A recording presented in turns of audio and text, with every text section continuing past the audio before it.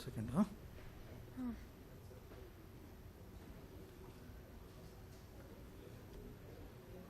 ಇದು ಆಫೀಸ್ ಲ್ಯಾಪ್ಟಾಪಾ? ಹೌದು. ಇದೊಂದೇ ಇರೋದು? ಹೌದು. ನೋಡು, ಇಮಿಡಿಯೇಟ್ ಕಳಿಸ್ಬಿಡು ಮೇಲ್ದು. ಮೇಲು ಇದು ವರ್ಕ್ ಆಗ್ತಾಯಿಲ್ಲ, ವೈಫೈ ವರ್ಕ್ ಆಗ್ತಾಯಿಲ್ಲ. ನಿದ್ಯಾ ಮ್ಯಾಮ್ ಹೇಳಿದ್ರ ಕಳ್ಸಕ್ಕೆ? ಹಾಂ, ಅಯ್ಯೋ ನಿದ್ಯಾ ಮ್ಯಾಮ್ ಮೇಲ್ ನನ್ನನ್ನು ಕಳಿಸ್ಬಿಡು. ಯಾರು? ನಿಂದಲೇ ತಗೋ. ನಂದಾ? ಪಾಸ್ವರ್ಡ್ ಇಲ್ವಾ ಸರ್? ಇಲ್ಲಿ ನೆಟ್ವರ್ಕೇ ಸಿಗಲ್ಲ ಫೋನ್ದು. హలో స్నేహ, ఒకే నిమిషం ఫోన్ చేస్తాను స్నేహ. ఓకే, యాడుండే ఇప్పుడు నువ్వు?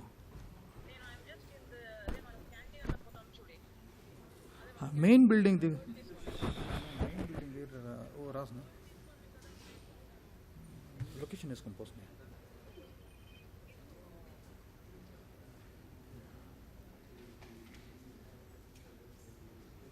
ಇದೆಲ್ಲ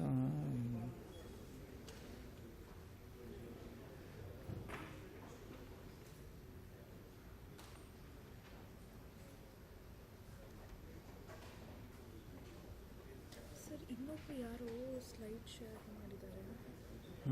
ಅವ್ರ ಲ್ಯಾಪ್ಟಾಪ್ ಕನೆಕ್ಟ್ ಮಾಡಿ, ಸೊ ನನ್ನ ಲ್ಯಾಪ್ಟಾಪ್ ಇದರಲ್ಲಿ ಮಾಡಿ ಕಳಿಸ್ತೀನಿ ಅಲ್ಲಿ. ಅವ್ರ ಲ್ಯಾಪ್ಟಾಪಲ್ಲಿ ಇದೆಯಾ? ತೊಗೊಂಬಂದ್ಬಿಟ್ಟು ಹಂಗಾದ್ರೆ. ಪ್ರೀತಿ ಅವ್ರ ಪಬ್ಲಿಕ್ ಟೀಗೆ ಹೋಗಿದ್ದಾರೆ ಅನ್ಸುತ್ತೆ. ಈಗ ಅರ್ಜೆಂಟ್ ಅವರು ಟೀ.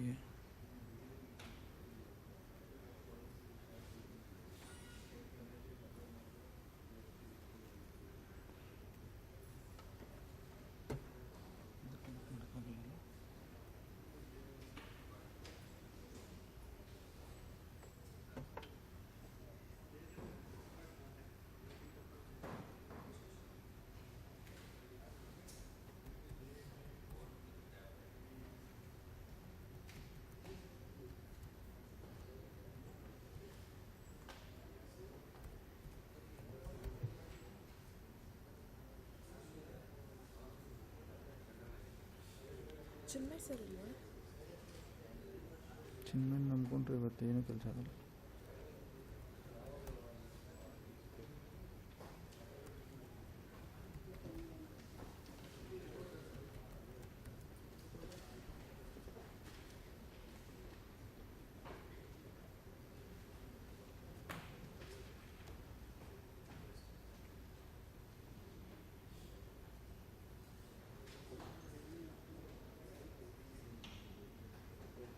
ಮೊಬೈಲ್ ಇಂಟರ್ನೆಟ್ ಇಲ್ವಾ? ನನ್ನ ಮೊಬೈಲ್ ನೆಟ್ವರ್ಕ್ ಸಿಗ್ತದೆ.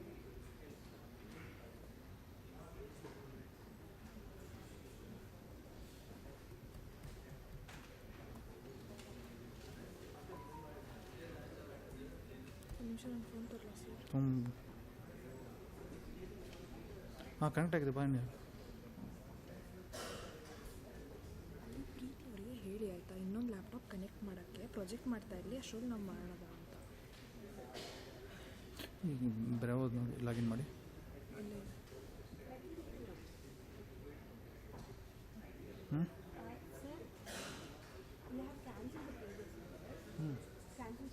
అవును, అది ఆటోమేటిక్ క్యాన్సిల్ అయిపోయింది. అవును, పెడదాం.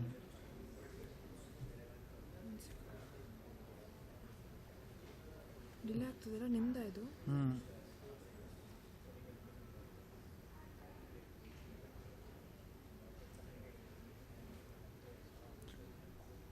ఆఫీసు దీనికి ఫార్వర్డ్ చేసిన మెయిల్. ಕಮ್ಯುನಿಕೇಷನ್ಸ್ ಇಮೇಲ್ ಲಾಗಿನ್ ಇದೆಯಾ?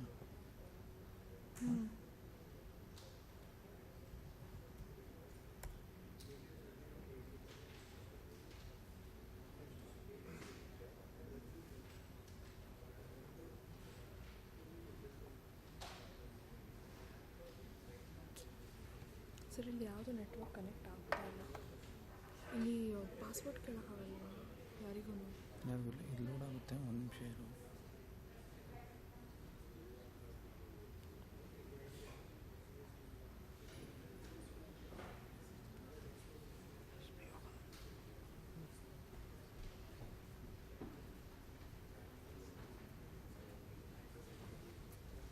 The previous meeting you have to send. You have to send in Bravo also.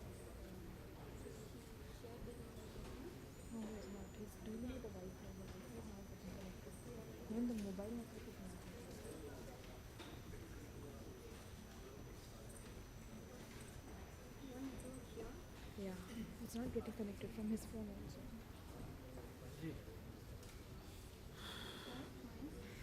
ಏರ್ಟೆಲ್ಲಾ?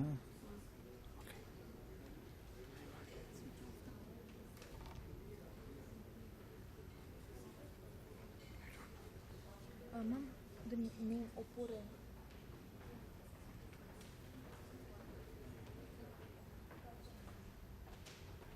Mouse.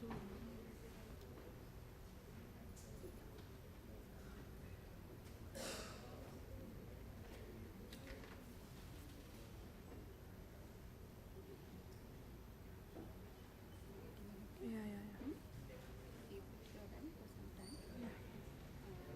But you will need it for the entire event, no? No, 2 minutes.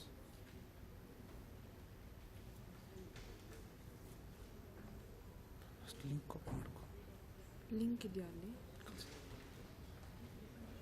ನಿಮಿಷ. This one ಯಾವುದಿದು login ಯಾರ್ದು? ಗೊತ್ತಿಲ್ಲ. ಒಂದು ನಿಮಿಷ. ಇರಿ ಇಲ್ಲಿದೆ ಇನ್ನೊಂದು outlook ಇದೆ.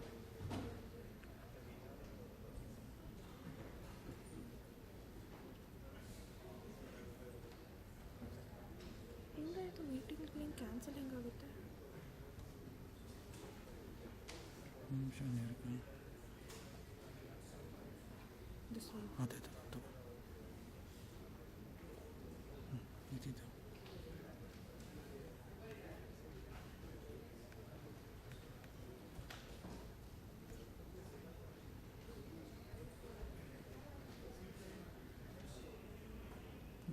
ಹೋಗು.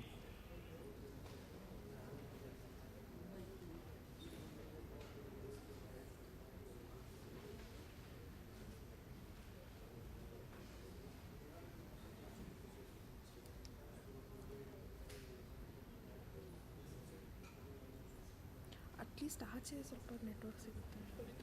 ಆಯಿತು ಕ್ಲೋಸ್ ಮಾಡಿಬಿಟ್ಟು ಎಲ್ಲ ಕ್ಲೋಸ್ ಮಾಡಿಬಿಟ್ಟು ಬೇಕಾದ್ರೆ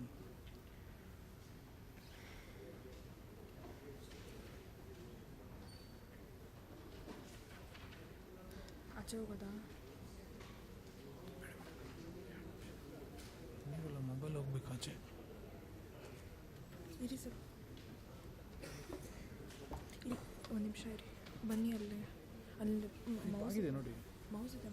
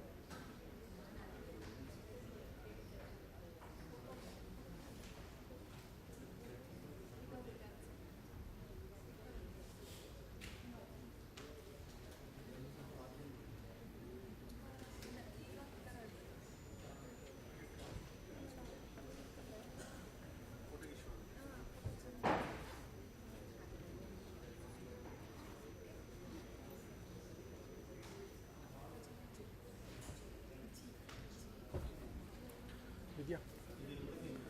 ಹಾಂ, ಇಲ್ಲಿ ಇಟ್ಬಿಡಿ. ಇರಿ ನೀರಲ್ಲಿ.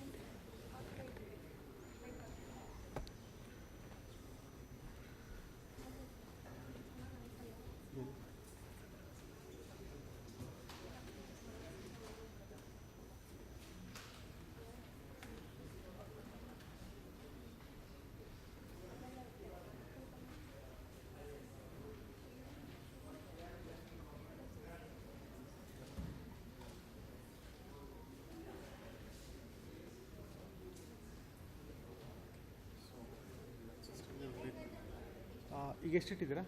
ಒಂದು 20 ಇದೆಯಾ? ಸಾಕು. ಹಾಂ,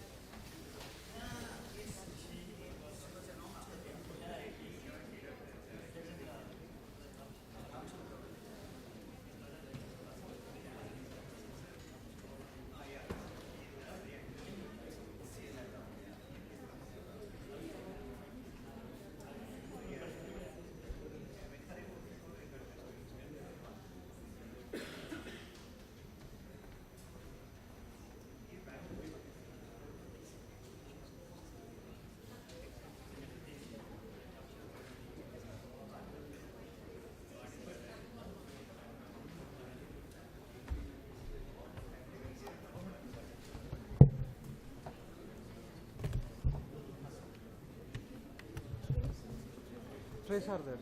Yeah, yeah. It's there, it's there. I'll just. I'll get it, I'll get it. Ketik, just come here. So I have poster. No, today only night. Just connect the internet.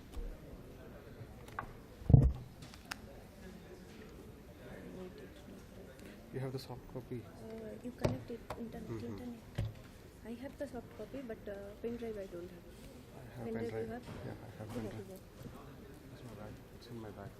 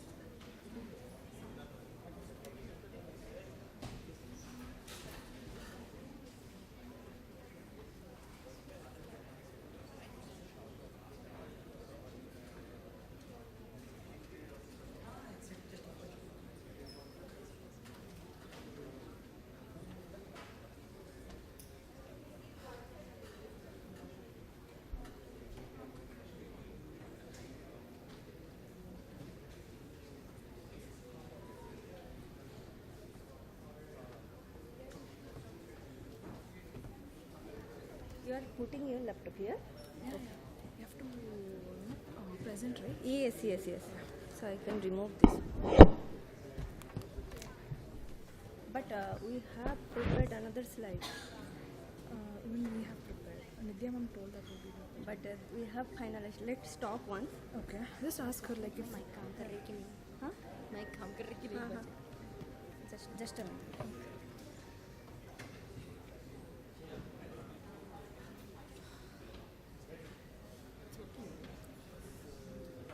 कहाँ पे ऑन करना है?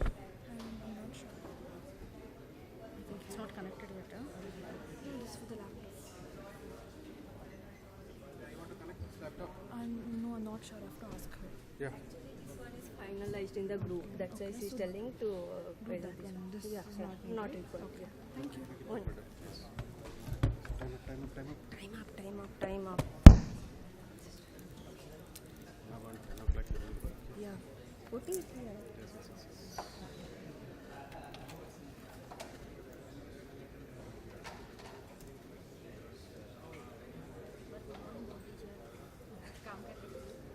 Yeah. Yes. Good morning, everyone. Yeah, it's working, madam. Working. Working.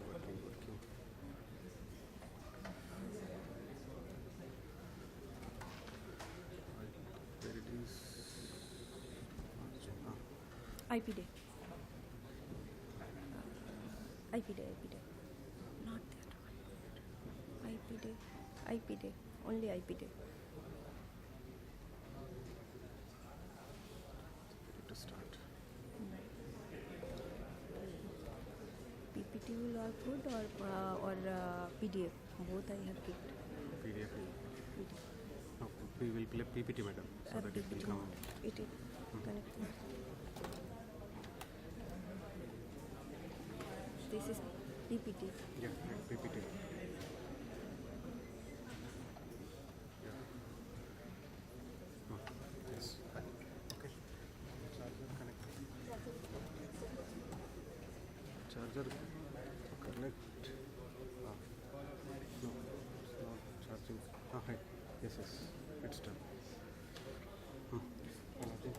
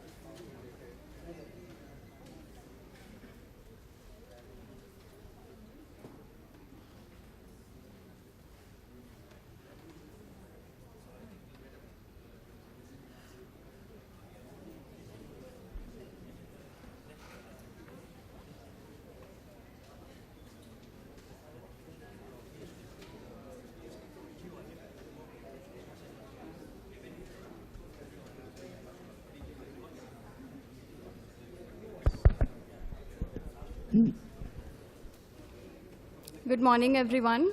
I request all of you to settle down, please. Thank you. So, very warm welcome to all of you here. My name is Dr. Nidya Nadarajan, and I represent one of the several logos here that you see, one of which is Bengaluru Science and Technology Cluster.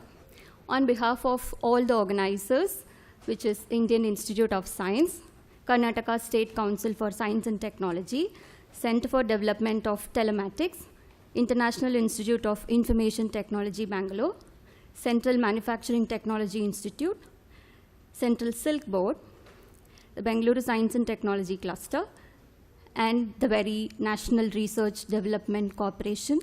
I welcome all of you to this event, which celebrates World IP Day 2025 on the theme IP and Music.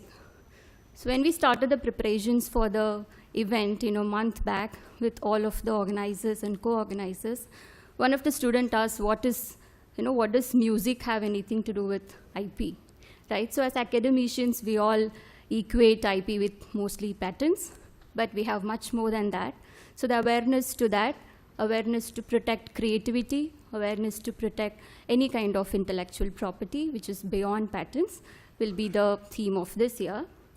And moving forward, for this event, we are especially going to discuss driving innovation with IP, various strategic approaches to commercialization. So with this, I would like to invite the dignitaries on the stage. I would like to invite the dignitaries to the stage. Firstly, I would like to invite Commodore Amit Rastogi, CMD NRDC. Please come, sir. And I request Ketaki, Dr. Ketaki from IPTEL to hand over a very unique memento. One is 4 medicinal plants which are used for several purposes. Another is GI tagged memento, GI tagged our own Karnataka waste memento.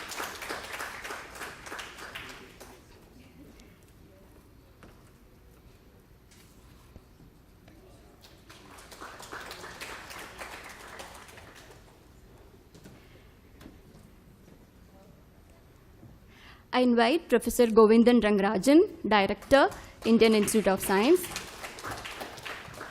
And I request Dr. Gopa from IPTEL to hand over the mementos.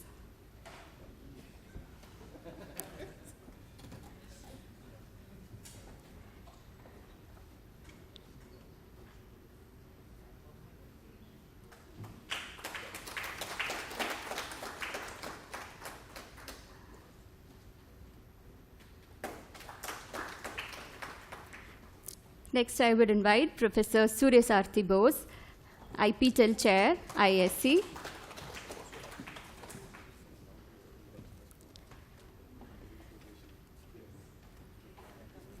Okay. Please.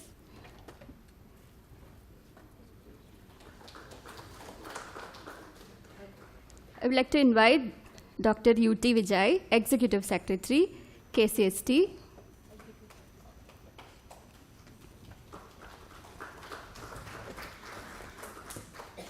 Dr. Bhavya from NRDC to present the mementos.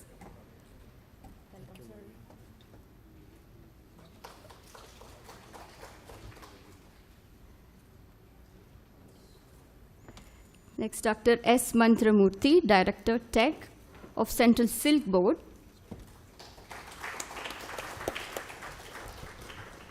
I invite Preeti to give away the mementos.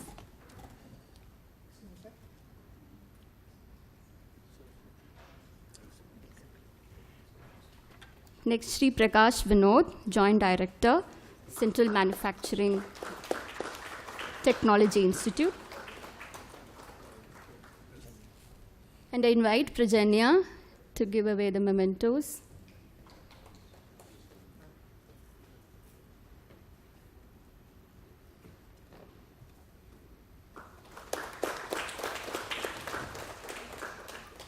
And it's my honor to invite Professor Debrata Das, Director, IIIT Bangalore.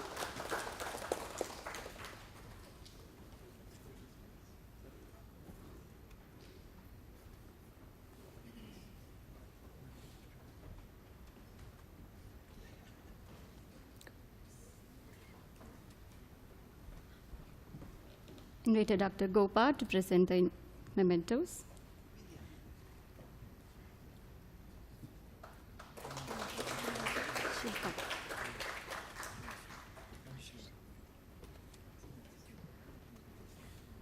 And at last, it's my honor to invite Ms. Manjushri, who has taken the time today to come for us. She's Commissioner of Directorate for Collegiate and Technical Education, Government of Karnataka.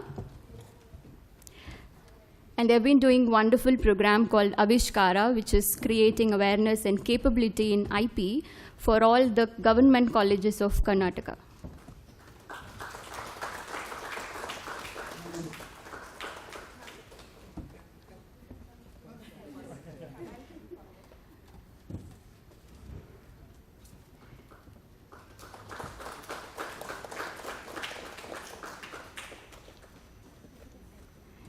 Thank you.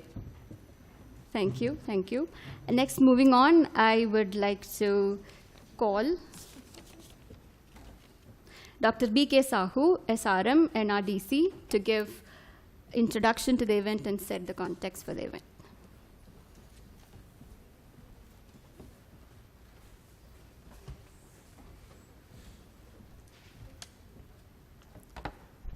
Andariki Namaskaram. It's a great honor and privilege for me to stand the heritage building of Mother India, the Faculty Hall of Indian Institute of Science. And the topic, the deliberation we are talking about, driving innovation with IP, strategic appropriate approaches to commercialization.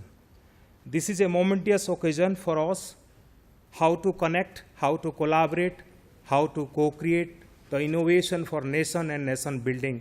This is one of the platform, bringing all stakeholders together to discuss, deliberate, so that we can connect the dot, reach to the people of the last mile.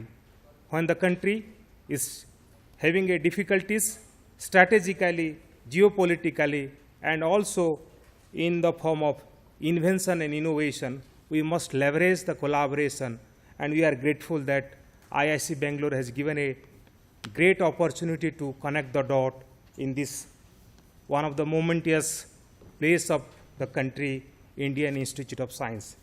Thank you all of you, sir, who are on the dais and who are in front of the dais in leveraging, connecting, collaborating for a Viksit Bharat.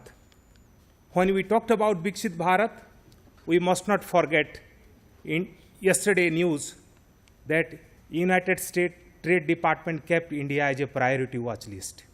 This is the consecutive time we have been kept in the priority watch list. The other day, it was in the news that India paid $14.2 billion in IPR royalties to other country. So if we'll pay like this, when will be Viksit Bharat? So we are creating many IP, but we must look for a strategy to monetize it.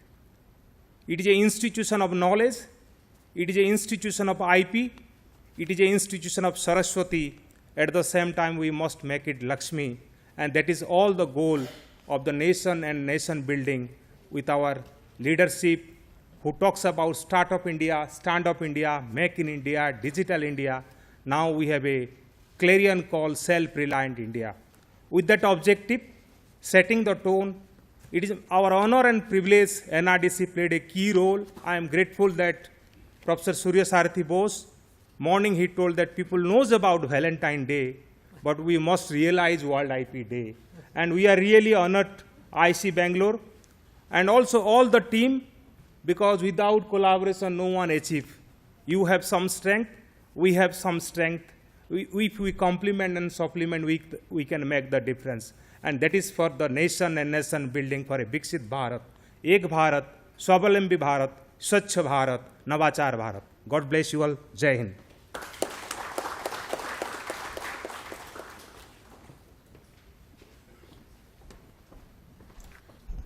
A very pleasant morning and warm welcome to distinguished guests, esteemed speakers and participants.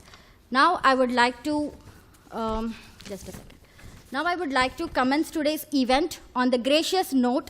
I now invite CMD Commodore Amit Rastogi, NRDC CMD, who serves as the Chairman and Managing Director of National Research Development Corporation, and he expanded NRDC's reach by establishing outreach centers in the South area and also in Bhubaneswar, Pune and Guwahati, and strengthened the international collaborations like USPTO, EBTC, JETRO and DKPTO.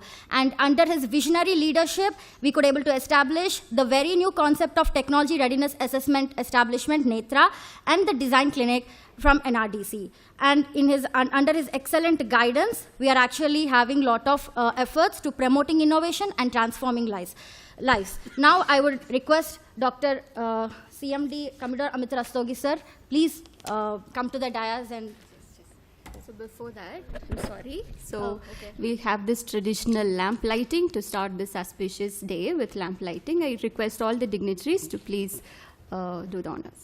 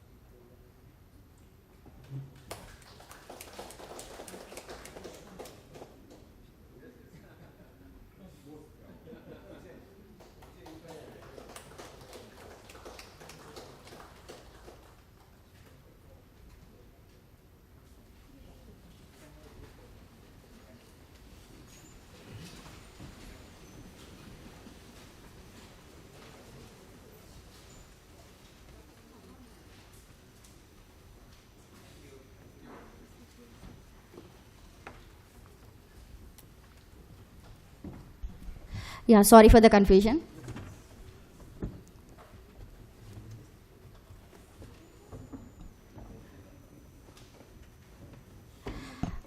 I now invite our CMD, Commodore Amit Rastogi sir, to deliver the welcome address.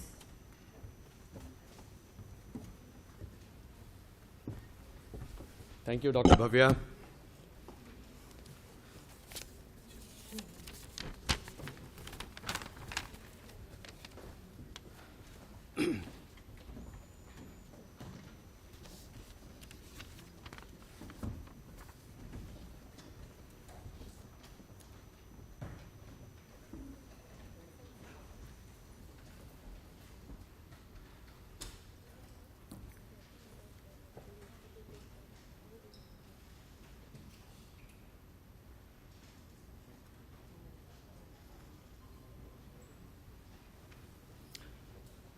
A very, very good morning to all of you. Professor Rangarajan, Director IISc, under whose patronage we are conducting this event in this faculty hall of IISc Bangalore. Professor Das, Director IIIT Bangalore. Ms. Manjushri, Commissioner Technical Education, Government of Karnataka. Dr. Murthy, Director Tech, Central Silk Board. Dr. Vijay, Executive Secretary, Karnataka State Council for Science and Technology, Shri Prakash, Joint Director CMTI, Professor Bose, IISc Bangalore, faculty members, inventors, innovators, IP creators, startups, MSMEs, and I am told that we have large representation primarily from the educational institutes around in Bangalore. A very, very hearty welcome to all of you on this celebration of World IP Day. Though delayed by a few days, but nevertheless, the celebration means we are acknowledging the presence of IP, the importance of IP.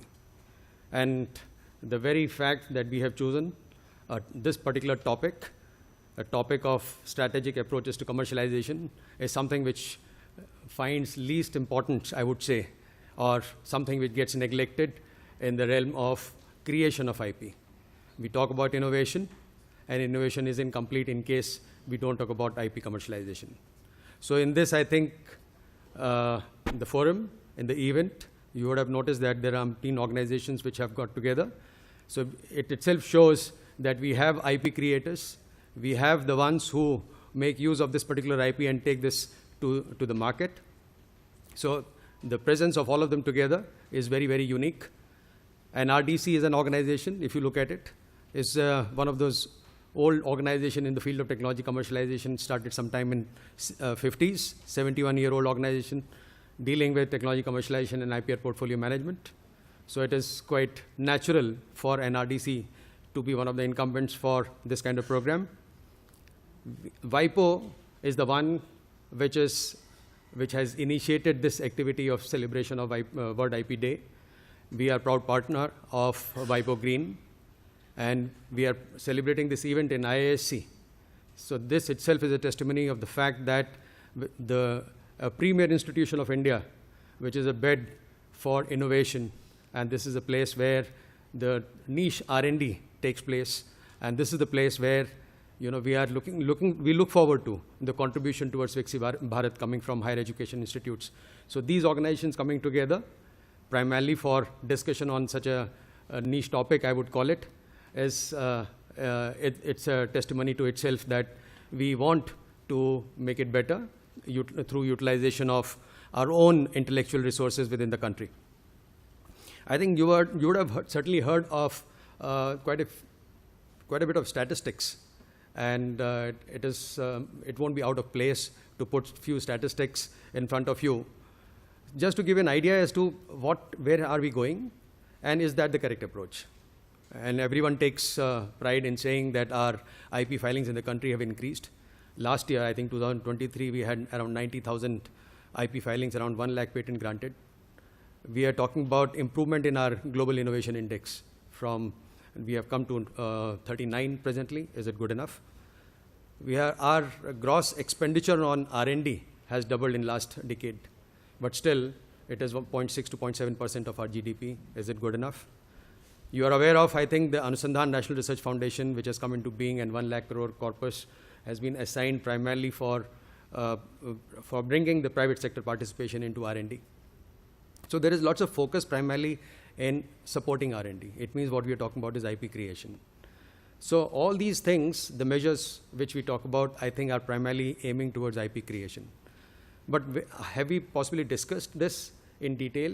Then what next? Are we looking at IP commercialization? If yes, then what has been our approach? And if you look back, I think if you do a bit of introspection into this realm of IP commercialization, we find that it is slightly decentralized. There is no unified approach to this. I would call it is ad hoc. There is no uniform policy per se, because we have policies for anything and everything, but not for technology commercialization or technology transfer.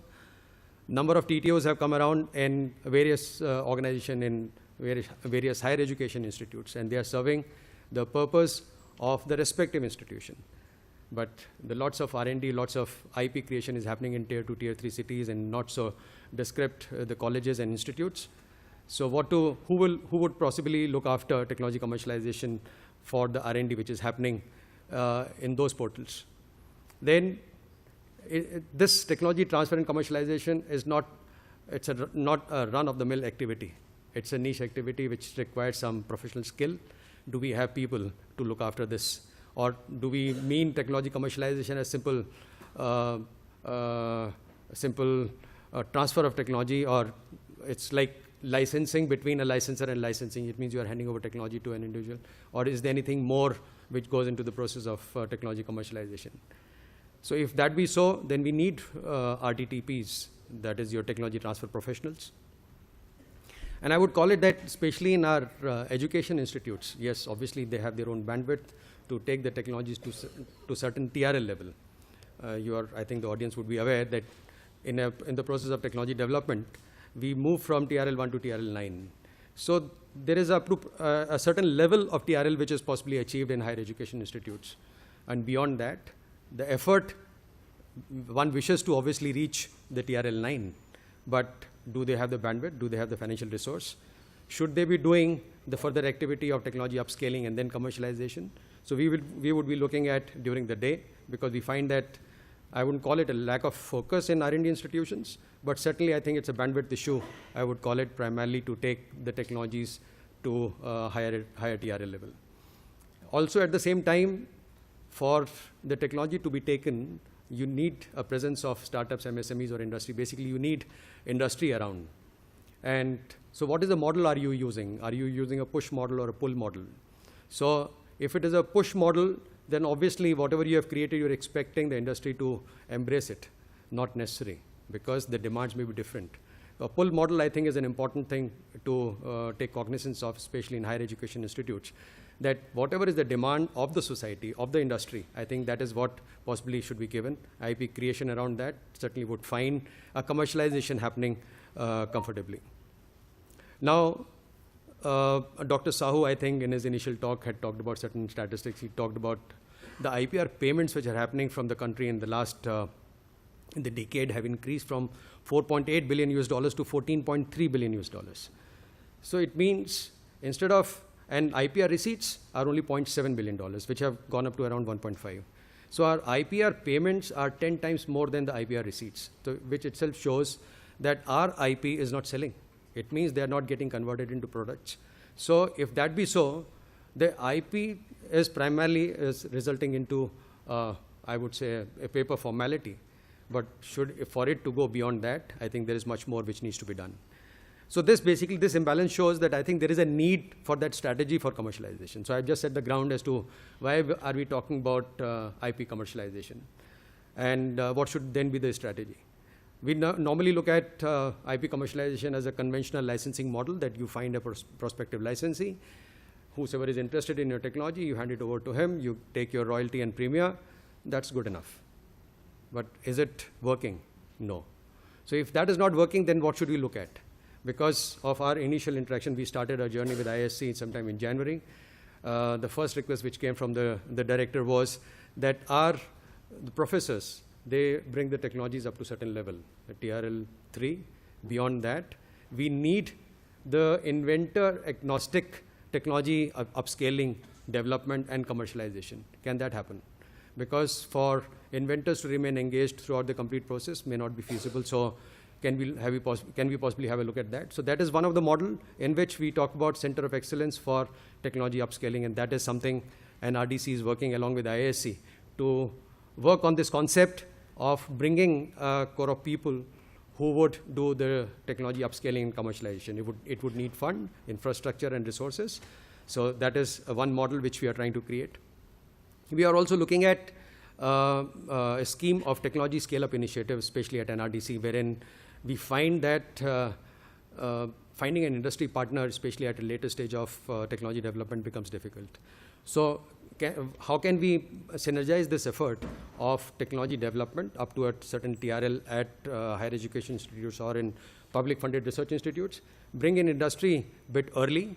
It means you create a scheme wherein you provide a government fund, because NRDC as an organization provide the funds under promotional schemes of Government of India for technology upscaling and commercialization. So as part of that exercise, can we create this kind of scheme wherein we provide fund to the institute, bring in industry partner to ideate around the technology, help create a pilot plant. So it means you have created a pilot plant, you have de-risked both the organization, and then there is some captive rights an industry would get for a certain amount of time to exploit that particular technology. So it means this is another concept which we can work on for technology commercialization. So that basically eases the issue of the scientists remaining involved with the process of technology development. You have brought in the industry. Now, we should democratize this entire process of technology commercialization. If you look at it, as I said, the TTOs and I would say IITs, NITs, and certain organizations have got created which is serving their need. And democratization is important mainly because as NRDC, we are serving everyone. We are serving, it's a technology agnostic company. We don't distinguish between an individual coming from whichever geographical location on any organization. The startups, MSME industries have provided services at par. So, but the organization structure which is in place, is it good enough to serve the masses? No. So we are working on a concept of National Technology Transfer Organization or regional NTTOs, or you can say unified technology transfer platform, wherein it will serve the purpose of a one-stop shop. I think that is the need of the hour, that a startup once comes in, you don't provide him only the co-working space, you provide him basically the space for technology development and commercialization. So that is the kind of support which is needed. So in that process, they need, as Dr. Bhavya mentioned, we created something called the TRL assessment facility in Netra. We created design clinic because that is the value addition which needs to happen in the process of product development. We are talking about the system engineering lab. So all of them, basically, these nuances needs to be given to a startup for the process of technology development. So this regional entity or concept in hub and spoke model with an RDC at some place and then spoke serving the various clusters, I think would serve that purpose. Another, I think, important aspect, I'm just briefly touching it because these are all topics by itself, and I've been given the diktat by Professor, the time being being limited with him, so I'll not take much time. So, but I'll just briefly touch upon this. Technology exchange is another concept on which we are working. We are looking at the technologies which are getting developed, are they visible to the people for them to ideate around it and then can get into some kind of interaction. Otherwise, as of now, it is solely the effort of that particular organization to reach out depending upon the strength what they have. So a technology exchange platform is another idea on which NRDC is working to create that platform in which all stakeholders will be in place, and it will not be a database management system. It will be a platform wherein all services for technology commercialization will be provided through this portal. So you will get to hear soon about this, and we are at it. There are another concept, I think, IP fairs possibly can be organized. Knowledge for equity, that is another model which can be possibly thought of. Blended financial models, because today the funding is the need for any kind of technology development. So if that be the case, who would provide it? Can we look at the blended financial models in which government, your VCs, and the CSR funding from the corporates can come in together for development of technologies? So these are, I think, few points which I thought I'll just put it across. We have certain sessions wherein this will get dwelled upon. So all in all, I think what we know is that this innovation is not enough. It needs to be deployed and it needs to be commercialized. And only then it will reach when it reaches the society, it will serve the purpose. It will serve the purpose of our Honorable Prime Minister's vision of Viksit Bharat. So this is what we are aiming to, and our focus is that how do we promote IP commercialization and take it beyond the portals of higher education institutes. Thanks for this patient hearing, and we look forward to your interaction during the day, during various sessions which are in place. Thank you. Jai Hind. Now may I invite Professor Rangarajan for his presidential address and guide us through as to how we can possibly make use of this synergy. Thank you. Thank you. Thank you.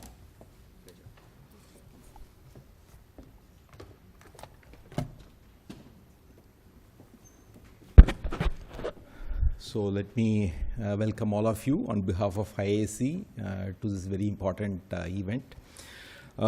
So it's a it's a special day, even though maybe a bit delayed, as was pointed out, the World Intellectual Property Day, and we'll be focusing on the vital themes of IP licensing and commercialization. So this is something, of course, even at IISc we need to do more. I mean, Suryasathi Bose has been really at it, trying to persuade more and more faculty members and students to convert whatever knowledge they have to IP. But faculty members by temperament are more inclined to just publish and forget, rather than trying to patent it. And there are also a lot of misgivings about, oh, I cannot publish if I patent. So many things, which are there, so which need to be, addressed. So anyway, we are making an effort in this direction.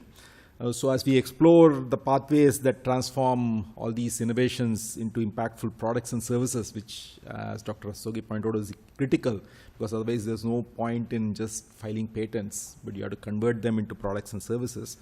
So we need to, realize the importance of IP management.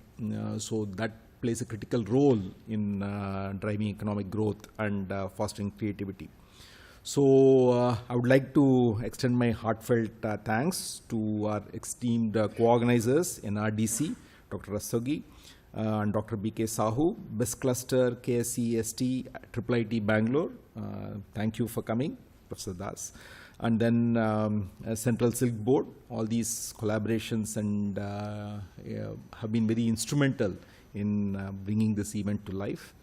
So what we hope to do is to create a platform that not only celebrates IP, but also empowers innovators and businesses to unlock the full potential of their creations.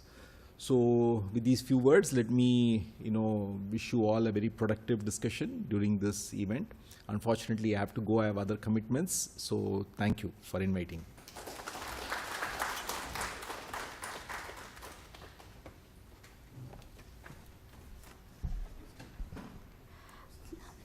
Thank you so much, sir, for your wisdom and insights.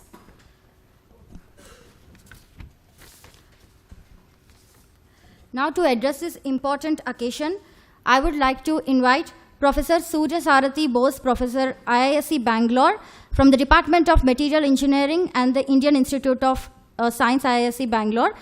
He leads the polymer processing group and has received several accolades for his contributions to polymer science, including Professor Kaushal Kishore Memorial Award from the Society for Polymer Science India and Professor Satish Dhawan State Award from the Government of Karnataka. We welcome you, sir.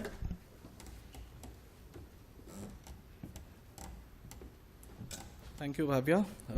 Good morning, all of you, and let me welcome you once again. So I was telling Sahuji in the morning that people remember Valentine's Day so much, but very few people remember World IP Day.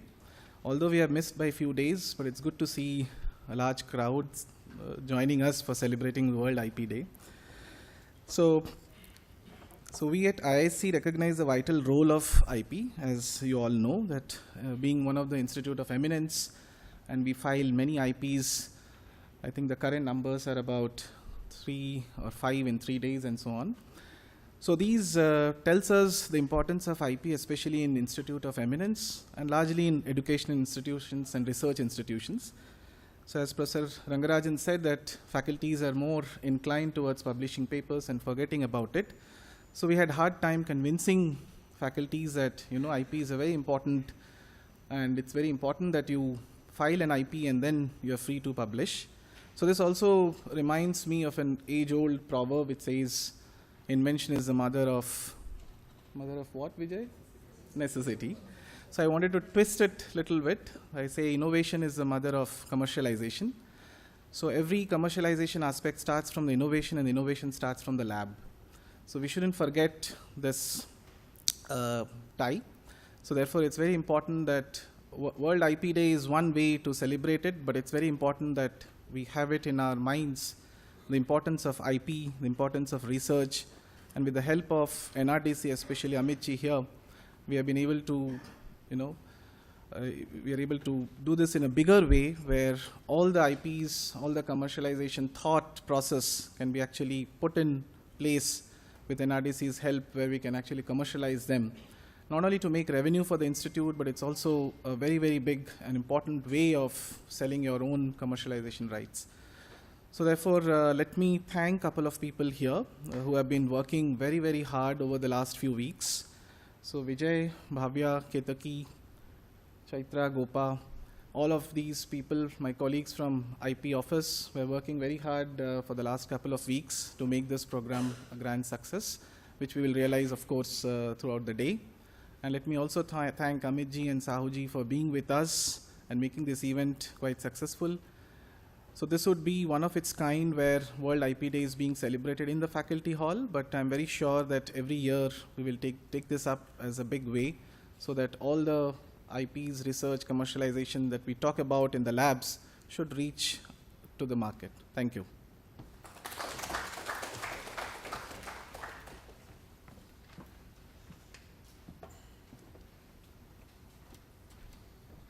Thank you so much, sir, for the address.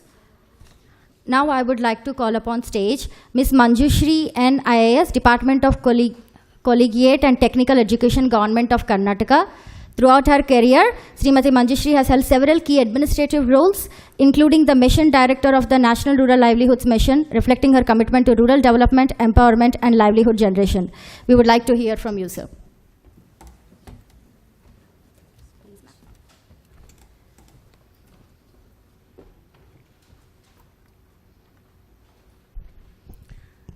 ಎಲ್ಲರಿಗೂ ನಮಸ್ಕಾರ. A warm good morning to all of you. And it is, at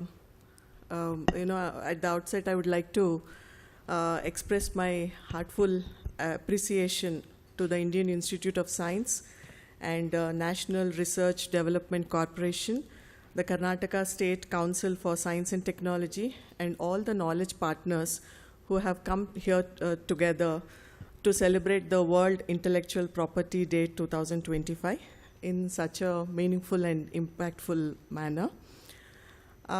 This year's global theme, IP and Music, Feel the Beat of IP. It invites us to reflect on how intellectual properties connects with every aspect of human life, creativity, from arts to technology. But importantly, your chosen focus, driving innovation with IP, strategic approaches to commercialization, is exceptionally timely and aligned with the transformative agenda that we are pursuing here in Karnataka. I also feel deeply honored to be addressing you today on a very auspicious occasion of Basava Jayanti, the birth anniversary of Jagadguru Basavanna, the 12th century philosopher, reformer, and social visionary who laid the foundation for a society based on equality, rationality, and dignity of labor. Basavanna's immortal idea of Kayakave Kailasa, that work is divine, resonates powerfully with the essence of innovation. For what is innovation if not meaningful, ethical work that uplifts society?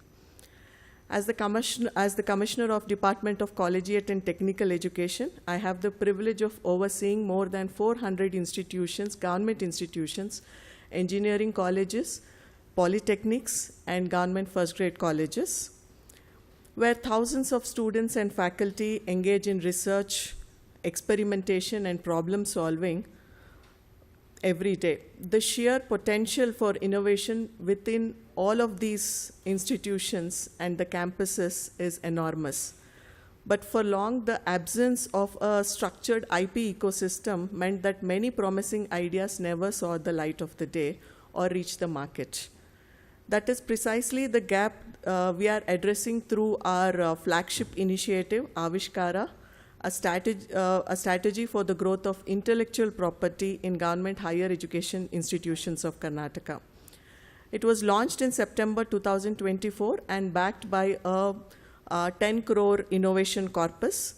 Avishkara lays out a clear roadmap to empower the institutions to generate, safeguard, and commercialize the intellectual property, educate and train students and faculty on IPR fundamentals, establish IP cells within every institution, and enable collaboration with industry and research organization.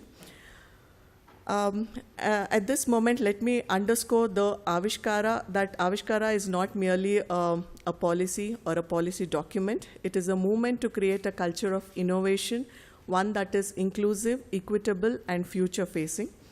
And this movement has been made possible by the deep collaboration with visionary partners, whom I would like to acknowledge especially today. The Karnataka State Council for Science and Technology, whose expertise in patent facilitation, capacity building, and IP ecosystem development has been instrumental in shaping and rolling out Avishkara. The Indian Institute of Science, our thought leader and technical partner, whose researchers and faculty are mentoring our institutions in IP identification and protection strategies. Bengaluru Science and Technology Cluster and IPTEL, who are giving us the connect between the industry and academia, and our industry and legal ecosystem partners who are enabling real-world connections, supporting our colleges in licensing, technology transfer, and spin-off creation. Together, these partners are helping us to seed over 60 IP center institutions in government institutions across Karnataka, each with a trained IP ecosystem coordinator, faculty who are undergoing structured training program ranging from one-day workshop awareness session to 10-day faculty development program on priority art search, patent drafting and commercialization. Already we are seeing some encouraging signs. In the past year alone, a couple of patents have been filed and waiting for patents grant to faculty and students in our government colleges, a number which we aim to multiply in the years ahead. But our vision does not stop at numbers. We aim at democratizing innovation. Every student from a polytechnic, every young woman in a government first grade college, every aspiring engineer in our public institutions must feel that her ideas matters, that is worthy of protection, investment and pride. This is the power of intellectual property when it is seen not merely as a legal mechanism but as a vehicle of empowerment, recognition and progress. On this World IP Day, I appeal to every stakeholder here, academia, industry, research institutions, and policy makers to lend your continued support and solidarity to this cause. Let us strengthen the IP education, create institutional policy, share resources, and open doors for the next generation of Karnataka's innovators. In closing, I reiterate the commitment of the Department of Collegiate and Technical Education, Government of Karnataka, to foster a robust IP ecosystem that is inclusive, scalable, strategically aligned with both the national goals and global benchmarks. Let us move together towards a future where Karnataka becomes not just a center of learning, but a cradle of original thought, creative expressions, and responsible innovation. Thank you, and I wish this event all the success. Jai Hind, Jai Karnataka.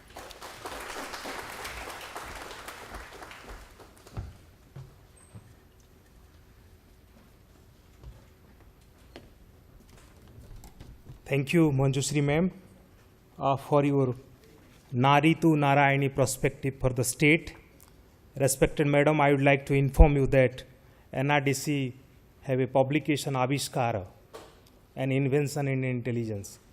And in fact, the other day, Dr. Bijay also informed us that how you, for a collaborating with your department, it is the right time, ma'am. Let's collaborate, connect, and certainly we can make the difference. Thank you for your such a fantastic visionary thought for the state, and certainly we can make for the nation also. So now I'll like to request Dr. U.T. Bijay to give his address. Thank you.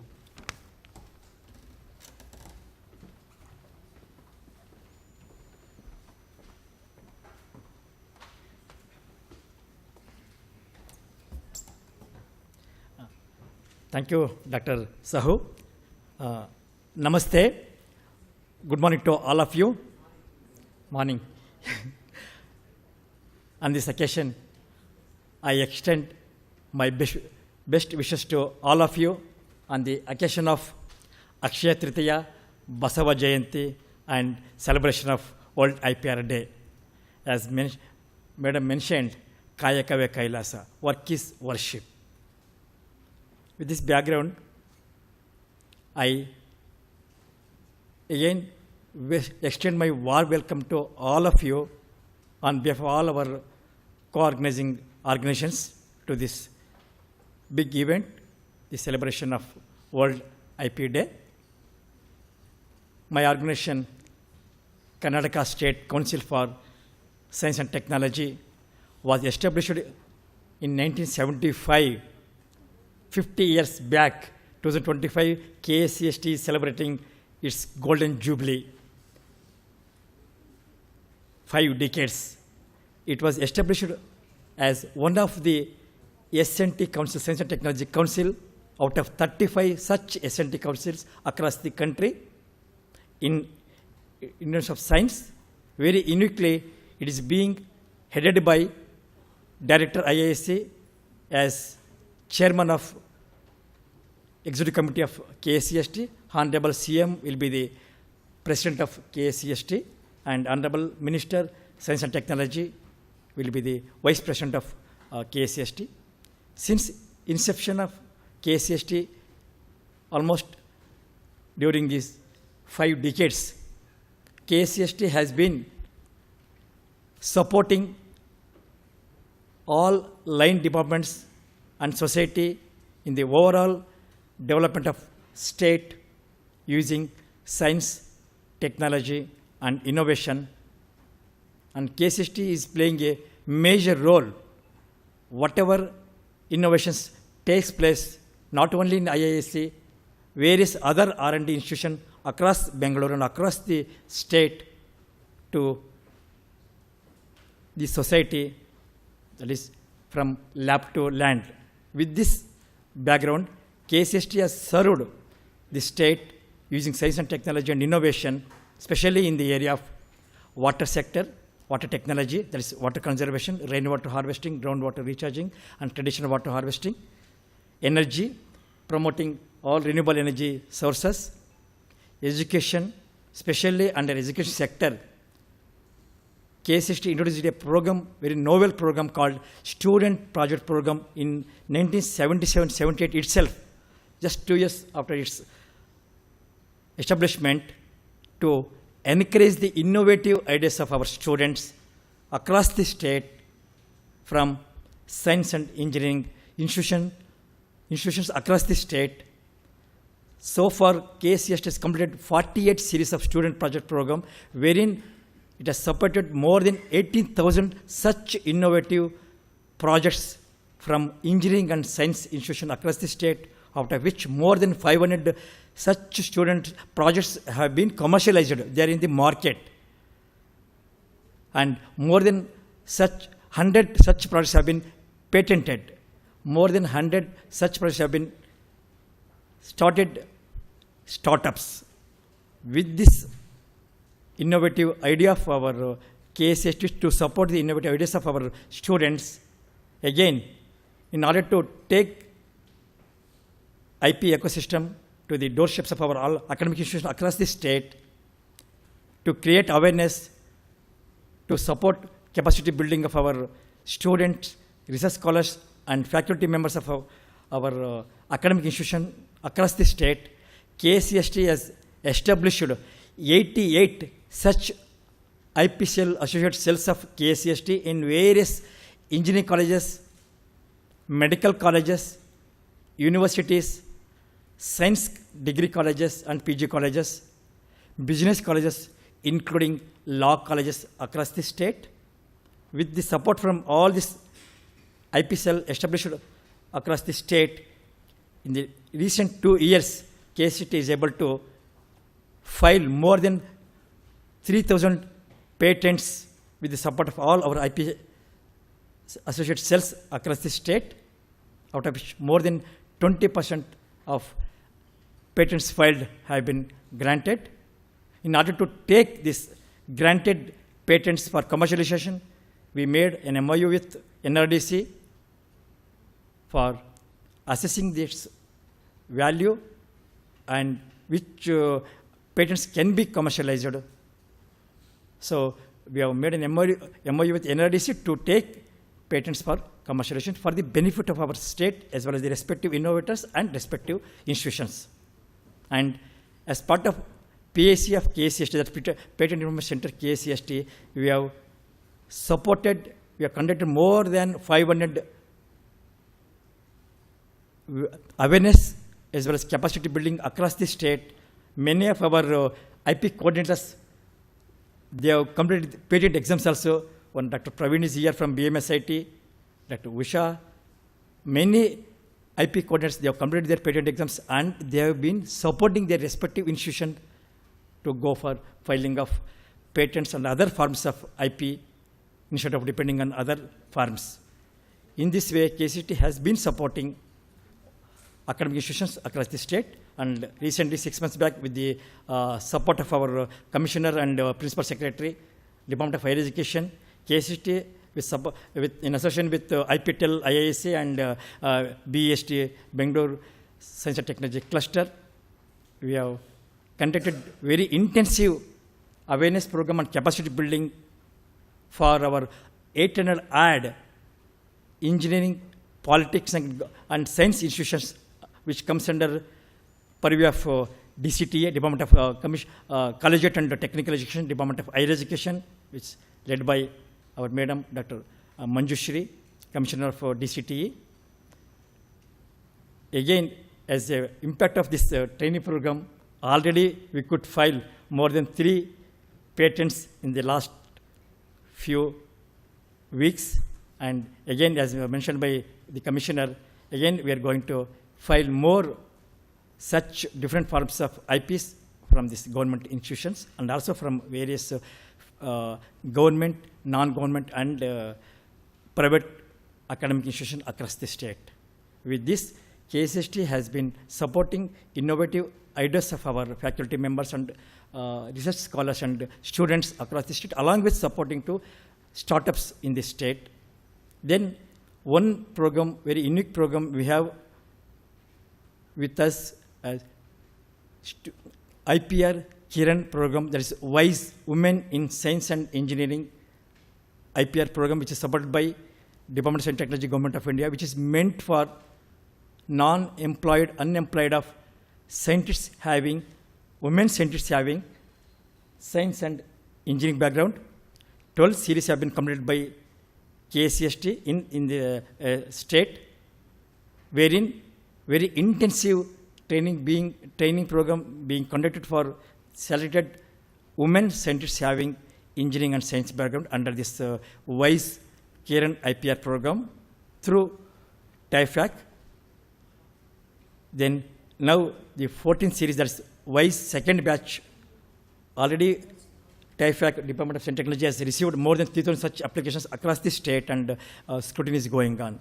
So this kind of programs under IP ecosystem, KSST has been supporting, and we try to support robust IP ecosystem for the benefit of our academic institution in the state. With this, I conclude my address, and I wish all the best on this occasion of celebration of World IPR Day. Thank you, Nanda. Thank you, Nanda.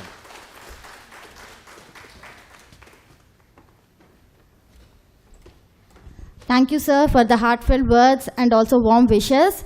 Wish you all a happy Basav Jayanti and also Akshaya Tritiya.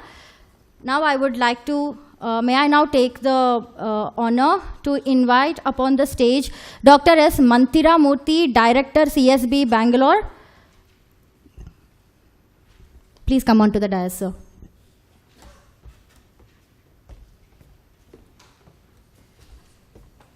Respected Manjushri Madam, IAS from Karnataka, Mr. Amit Rastogi, CMD, NRDC, today's program key man, Professor Rangarajan, the great visionary, Director, Institute of Science, Bangalore,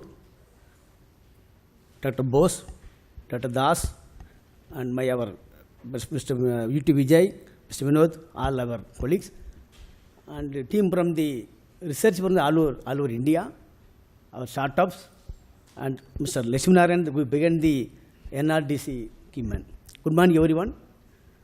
Just I want to remind Mr. Rastogi informed that today we back to 4 days.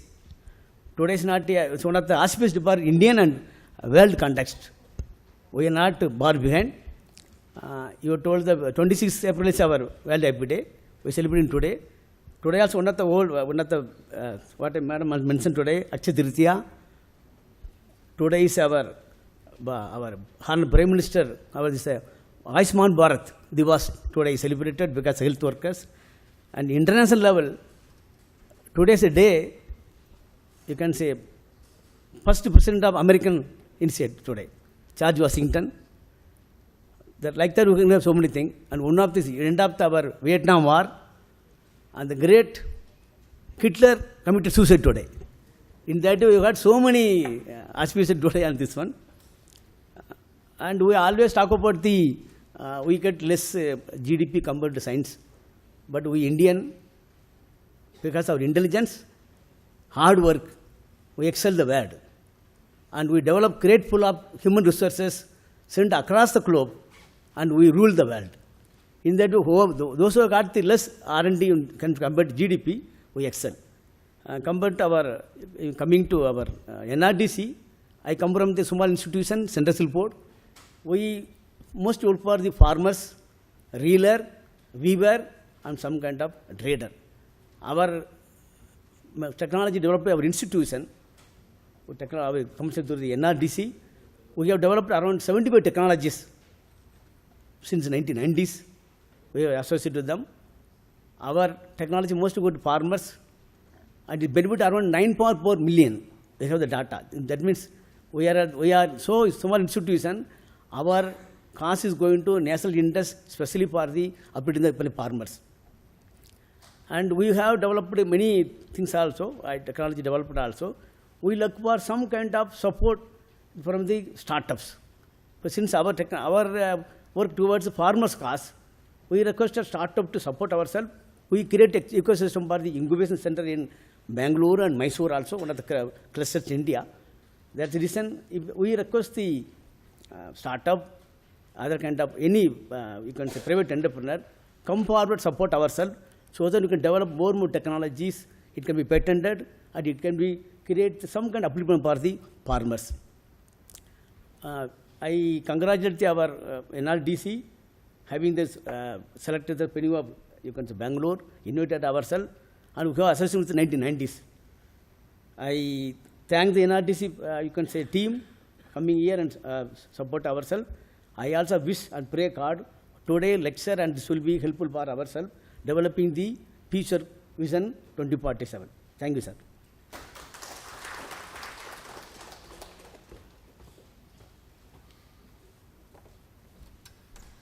Thank you, sir, for sharing your views and insights.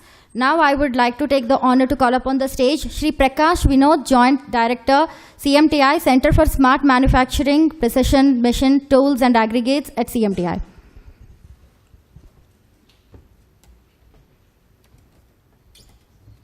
Thank you, madam.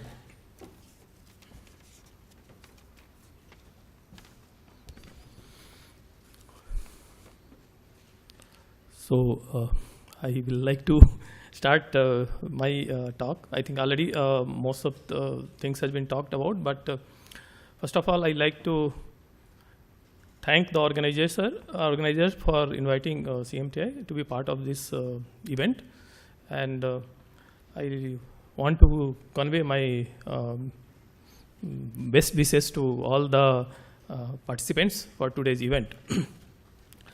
So, we all know that for today's event, the focus is on driving innovation through IP and also strategies for commercialization of IP. We also know that intellectual assets which is created in any organization becomes intellectual properties until unless we protect them in proper way through legal means and all.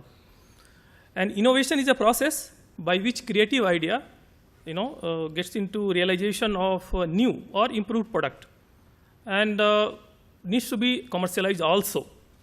So the innovation process is completed only with commercialization. That there is a thing, so that it brings economic benefits to the organization, to the country, and also it helps in social well-being of the society. So these are important things which I wanted to highlight on this occasion.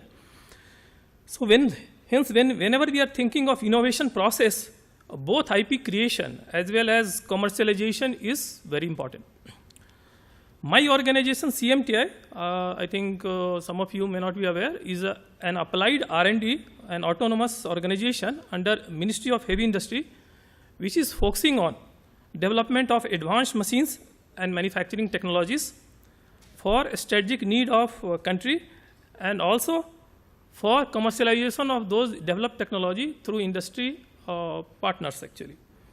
Over last 6 decades of our existence, we have developed almost 500 plus new technologies, products, machines and all, which are very useful for advanced manufacturing.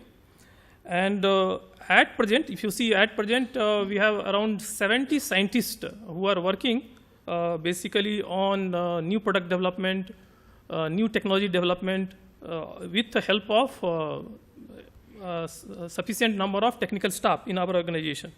And these all are basically whatever we are doing, as Commodore Rastogi sir was telling, that there are different models like pull model and push model. So actually, if you see, traditionally, we were following actually push model, where technologies were developed and then we were trying to get into industry. But of late, if you see whatever projects we are doing as on date, we are looking into pull model, where we are getting associated with industries.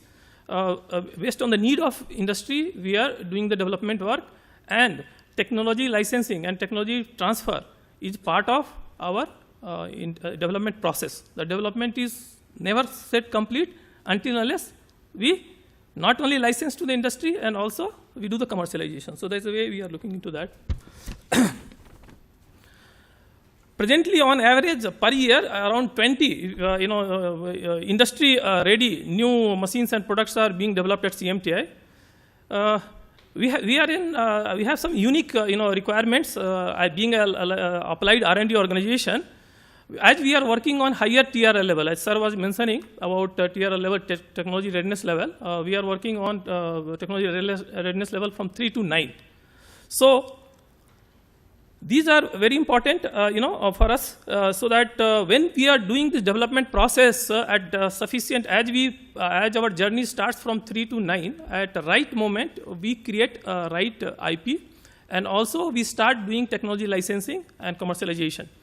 So, so the proper strategies we have to identify as we are, working on different TRL levels actually. So the approach strategy for IP creation and commercialization are more challenging and a little bit complex as we are working on higher tier level that way.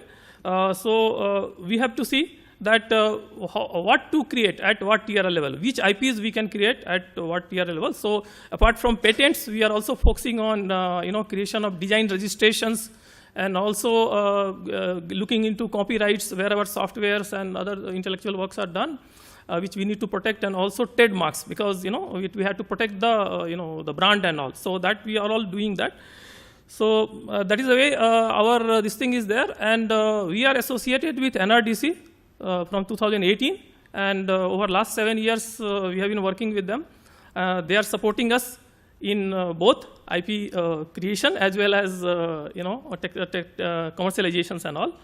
And I am glad to see that today's event there are many technical talks, I think, and as all panel discussions which are covering some of the strategies towards IP creation, technology licensing, and commercialization of IP.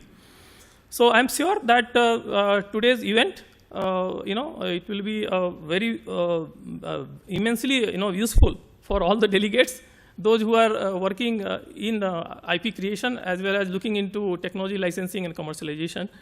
And with this, I convey my best wishes to all of you, so that you get immensely benefited from this event, and the event becomes successful. So thank you all, and wish you all the best. Thank you.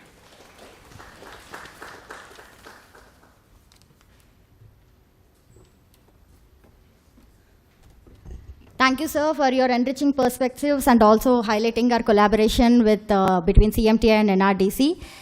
Now, I would take the pleasure in inviting one of our esteemed guests, Professor Debabrata Das, Director, IIIT Bangalore, International Institute of Information Technology, Bangalore. We welcome you, sir, to deliver your address.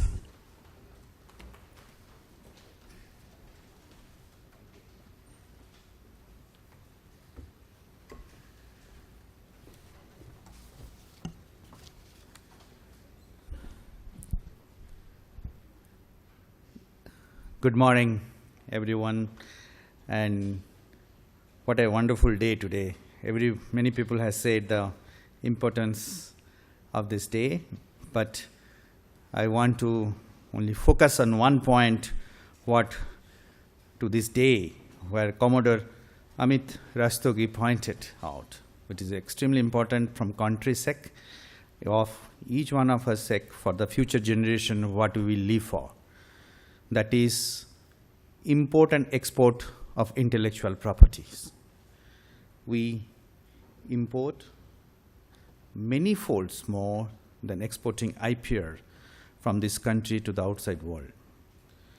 And each IP leads to the revenues and which will build a stronger country from economy and other point of view. Thank you, Commodore Amit Rastogi ji, as CMD of NRDC, and also Dr. B.K. Sahu and all the NRDC colleagues for organizing this such a wonderful workshop in this, the best campus of this country, academic country, with respect to research, is Indian Institute of Science. Thanks to Professor Bose, who is being there, I2C's head, and the Professor Govind Nangarajan, the director, and also the I2C's office bearers here who help to do this workshop with a 200 plus esteemed guests.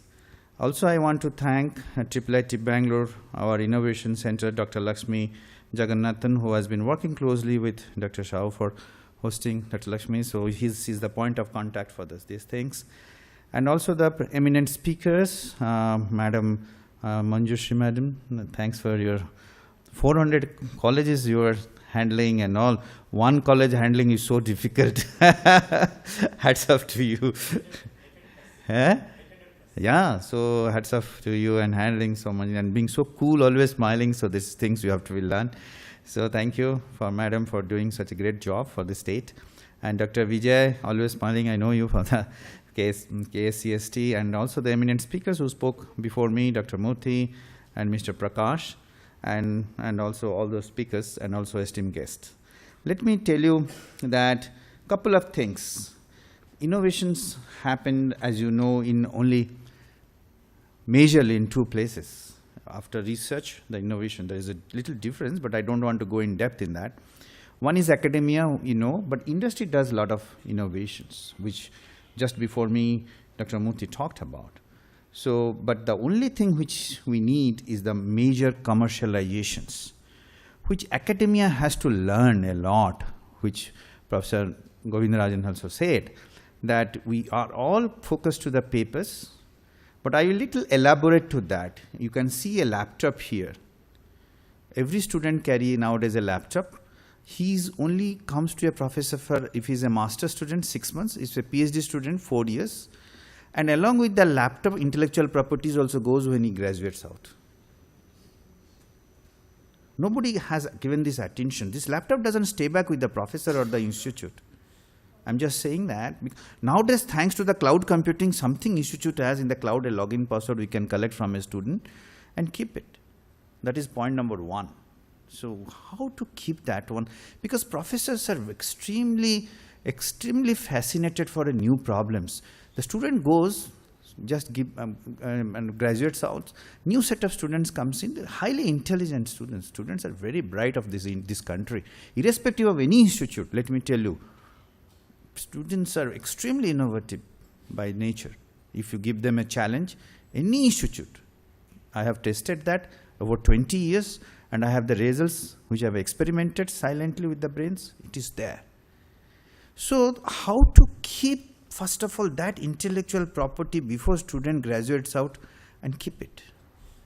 And then comes the commercializations. So I have encouraged my students, with all humbleness, I am giving one example. Yesterday, my PhD students graduated. 5 papers, which used to be routine thing previously, but 5 years back when he joined, I told I want patent. So he has 5 patents also along with the 5 papers. One of them is US patent, accepted, already accepted. So this, we are the professors are responsible. We cannot give the responsibility to anyone else. Okay. And we can't give this responsibility to anyone, because if we do not tell our students, how they will learn, like their kid, they grew up with us. And so I am taking that responsibility, and we should encourage the students to file patents. And thanks to NRDC and other organizations in India like DST, MeitY, Ministry of Electronics, the Indian patents are not so costly. We can file and keep that. It's not so costly. We can file and generate funds. So what I want to say is that the shifting the roles of the universities is in the, my first, only 2-3 points I'll speak because 5 minutes given to me, I'll not cross that. University is no longer just in education, teaching and research, but they are ecosystem of the innovation. The quicker we understand and implement, that is good. So we are the ecosystem. We are the very much strong part of it. And academic research is the increasingly application focused. So from the fundamental research, we should move to the application oriented research. That why one word I always coined in my campus is that called translatable research, going from the research to the translatable to commercializations. I will give you 2 examples which you will really appreciate. You may not be knowing. Being an academic institution, you may be thinking that we only do teaching or research. No, nowadays all these academic institutions gone 2 steps ahead. Please Google a word called MOSIP, M-O-S-I-P, at your free time, Modular Open Source Identity Platform. A product developed by IIIT Bangalore has 20 lakhs lines of code. Now MOU of the country heads, I'm not saying we signed, IIIT Bangalore directly signed in 26 countries, country head like Minister of IT or Minister of Home and all in 26 countries. And it is rolling out as a digital identity in 26 countries. And I, like, you know Aadhaar in this country very well, but MOSIP is a completely different product for the world. And now 26 countries will remember us for lifetime for their digital identity. And this, but we have a IIIT Comet Foundation, which is in a communication. So there we do a lot of IPR generated in advanced communication. So many things which I wanted to give Commodore Amit Rastogi a feeling little happy before he leaves, that we academicians are understanding commercialization last 5 to 10 years, and we are going forward in this. Thank you, Prof.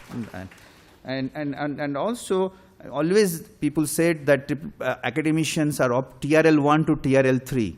I want to tell that we have moved from TRL 3 to TRL 6 now. 7, 8, 9, it is out of our control at present, but we will catch up that. For that only, ecosystems are built up in the academia called innovation centers, startups, and collaboration with the industry. So we are handing off our IPs called translated results to them, startups and the industry, to go forward.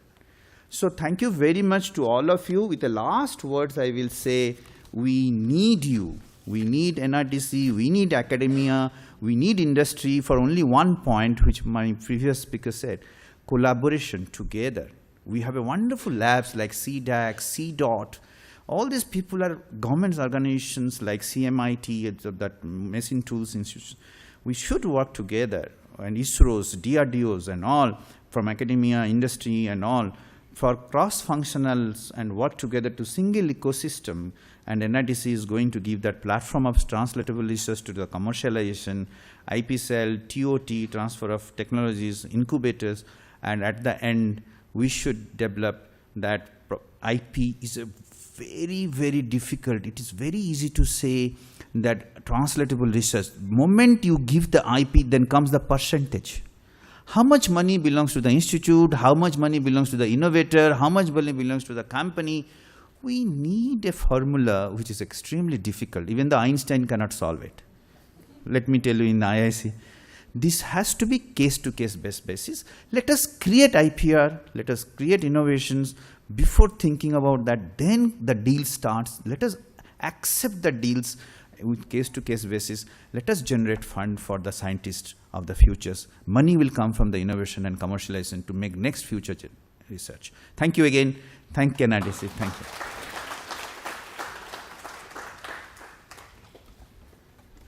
Thank you, sir. Very well articulated about the importance of IPR and technology commercialization. So as you have mentioned about the collaborations, we would like to inform that we do have some collaborations, and as per the mandates of NRDC, we always foster innovation and technology transfer. To mark a note for that, we have MOA exchange and also a TLA exchange right away. So I would like to request Dr. Nidya to please announce about the details. Thanks. It's my absolute pleasure on behalf of everyone. I would like to invite Commodore, CMD Sir, and NRDC representatives to exchange MOU with IIIT Bangalore. So I would request Director Sir to please come on to the stage for the same.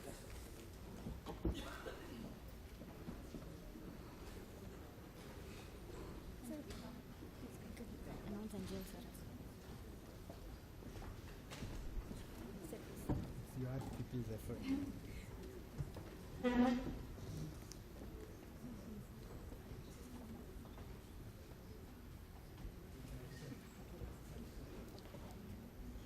I request all of you to give a big round of applause for the exchange, which this is for promoting innovations and leveraging the TOT technologies developed at IIIT Bangalore.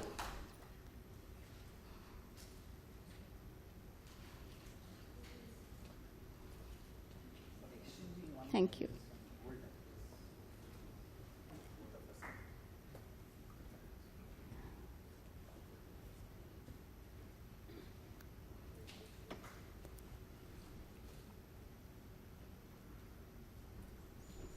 Thank you. Thank you. I request NRDC team to stay back on the stage.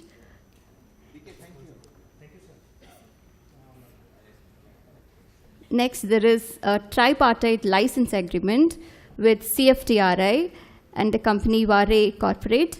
I request the scientists of CFTRI and the representatives of Vare Corporate to come onto the stage. Another big round of applause for the tripartite license agreement. This is for the technology transfer for spirulina, cereal, and chocobar, technology developed by CFTRI.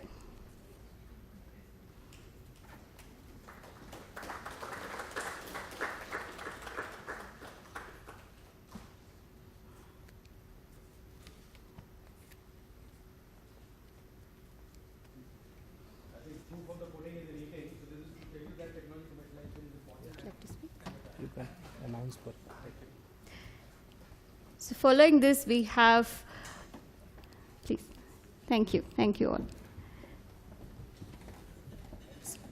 We have series of technical sessions, the speakers lined up for you for various topics on IP commercializations. So I would request Dr. Bhavya to take it forward, please.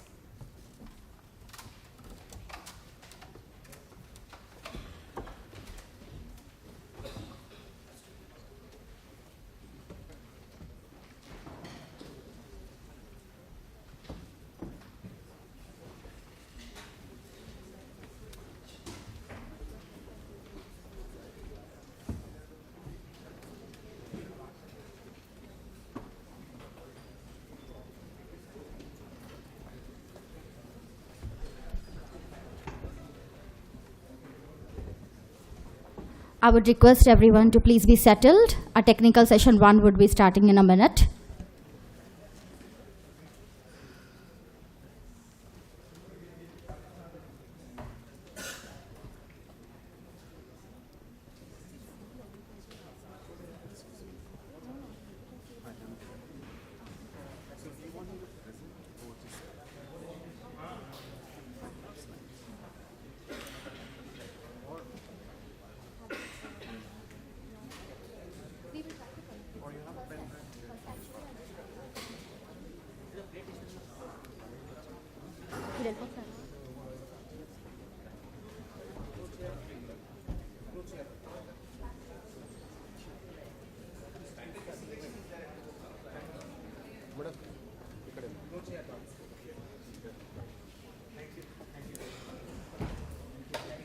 Thank you, sir.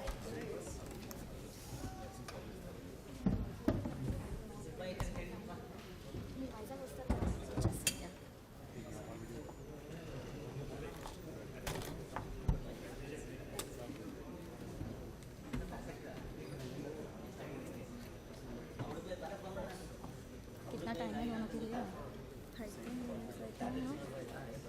11:50 to 11:30. No.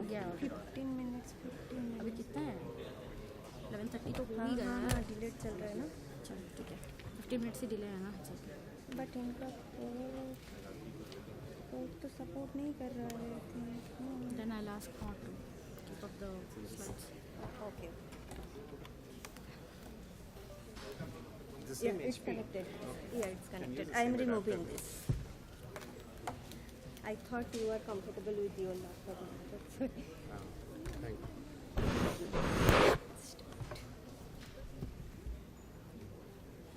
Just I am keeping little slant because they will take pictures there. Is it fine?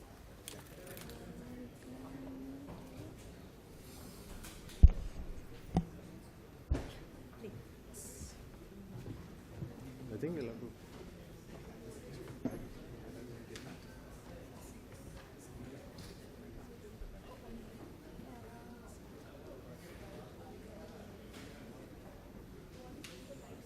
In the front. Right this way. Near the dim light. Or dim wall.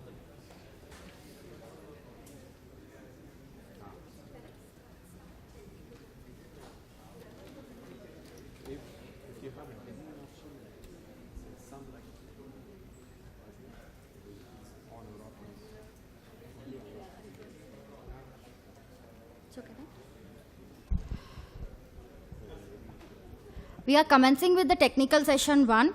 So now we have the topic understanding IP's role in business strategy and organizational innovation.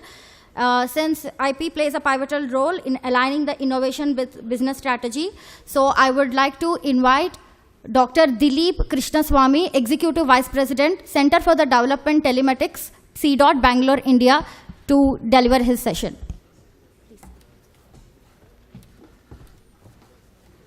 Thanks. I have about 15 minutes. Is that right? Okay. Yeah. Thanks. 10 minutes? Yeah, 10 okay, fine. We'll finish in 10. Okay, so, thanks for being here. Thanks for the invitation as well. I've been through different organizations, spent some time at Intel Corporation, at Qualcomm, at Research, at IBM Research, at Geo Platforms, now I'm at CDOT. The environments in each of these organizations were very different. When I went into Intel after my PhD, and this was in California, the focus was on, hey, I was working on microprocessors, focus on, hey, let's make the chip. People need the next Pentium 4. So it was all about, the engineering and the design changes and some things that are going into the chip that maybe, it's part of some VHDL. It used to be Intel HDL. You may never see outside, so don't worry about patenting. Just finish the design, tape it out, kind of thing. That was the initial thing. But things that looked like, hey, that would last a long time, you would file patents around that. But the focus was more on engineering, where I went in. Then Intel Labs got created and stuff. And I also started innovating, filing patents at Intel. Then I was at Qualcomm Research, where actually intellectual property was very important. It was one of the most driving factors for revenue in the company. So it was full blanket funding. Just I was told, hey, go innovate. So it was more completely flipped. I was in more of an engineering mode. Now I'm no more in a research mode in this organization, which has intellectual property as driving its revenue, partially along with the chips that would be made. And then I was at IBM Research, where there was interest in all aspects, whether it was products or research or services. Oh, sorry. Yeah. Okay, so and so after that I was at IBM Research and Geo as well. But essentially, every organization is different, and some organizations are also different in their in absorbing the need for intellectual property and stuff. And so engineers have to adapt, and also when we come out of school and stuff. In those times, we were focused on writing research papers and stuff like that. So patenting was not something that was an art that you knew as you went into work. But you knew how to move from that research to engineering, because my thesis actually became part of the design of an Intel processor. They actually hired me for that. So it was okay, it was fine to translate that, but I still, when it was patenting, I always thought of Thomas Alva Edison or Tesla, and I thought patenting is a different world and things like that. And only slowly I realized, hey, okay, I'm creating this, I have to protect that boundary, how that boundary interfaces with the rest of the world, and then describe that part of the system, describe the overall system, and describe all the methods that go around using that. And it takes time to understand that, and then start writing your patents. But once you do it, you get skilled at it. So actually, I would encourage all the academic folks here to walk through some sample patents. Don't just go through the textbook and just explain this is the algorithm for proportional fair scheduling or something on a wireless channel, or this is an algorithm for resource optimization, or this is how a 5G system is implemented, but actually dig into a few patents and walk them through, make them comfortable, because it is a very hard transition for all of these researchers. In fact, even as researchers who are suddenly asked to convert the thesis to a patent, they're struggling. How do I create this drawing, this block drawing that is actually the patent, and which are all the blocks and all of that stuff? So it is a challenge. So please help your researchers, engineers, to actually get trained very early so that it becomes a natural process. So I've put up a few bullets for you guys. One, I also wanted to put out what is IP versus IPR. So IP is the creation of, and this is what Google told us, is your creation, whatever you create, whether it's products, services, ideas, and stuff. IPR are the rights to that, right? And you get the rights for a certain period of time. And it also gives once you get the rights, it gives the owners a period of time, a few years, to actually commercialize their creations. So both are important. I have some recommendations for whether it's for organizations, whether it's educational or industry. First, understand where you are and think about where you're going to go. Even if it's an educational institution like IISc, think about, okay, you want to, at Art Park or whatever, you're creating startups. What do you want to do there? How do you want to help them grow? And which areas do you want to target? And give engineers some direction. Okay, these might be potential areas, whether it's cybersecurity or AI or chip design and stuff like that. And then evaluate where you are with your IP portfolio, and then build on top of it, and think about what you need to create and develop. And then attempt IP creation through an innovation funnel. Create as many ideas as possible, brainstorm, create new quick prototypes, allow people to fail. It's okay to fail, because it's only through failure that you will succeed. And pursue and you might have only like 2% of the funnel actually coming through, or 5% of the funnel coming through, depending upon the capabilities there in your teams. And pursue the projects that seem to have promise. Have gated evaluation as well. You can still kill along the way if it doesn't hold promise, and try to build the business models around it as well, and advance the technology and market readiness as you go along. And obtain the IP rights as well, and look at the market that you want to target. If it's only India, just file an India patent, but if it's global, you have to invest, and an international patent could cost $100,000, So you should think about those things. And identify the differentiating features and the value that you are creating. And then, while you're doing this, you might suddenly find something else is the actual thing that you should go after. So learn to fail or pivot quickly and adapt. And also potentially keep going with what you have, but try the new direction as well concurrently. And pursue the market segments that have greater potential, because maybe you're targeting some certain features that may be more relevant to a particular market. Like, for example, coffee. Coffee, is a market where normally you take it hot. But suddenly, say, McDonald's decided to introduce cold coffee. That flipped the feature on the product, became a new product. So, and so suddenly a market that was not explored suddenly opened up. And so you can think about flipping some attributes of your products to see if that creates a new market, and then create segmentation from that. And then form partnerships and collaborations. You may not be able to do it all on your own. So, and then explore the non-consumers. There may be some people who are still on the sidelines. They haven't jumped on. And maybe they're waiting for your technology.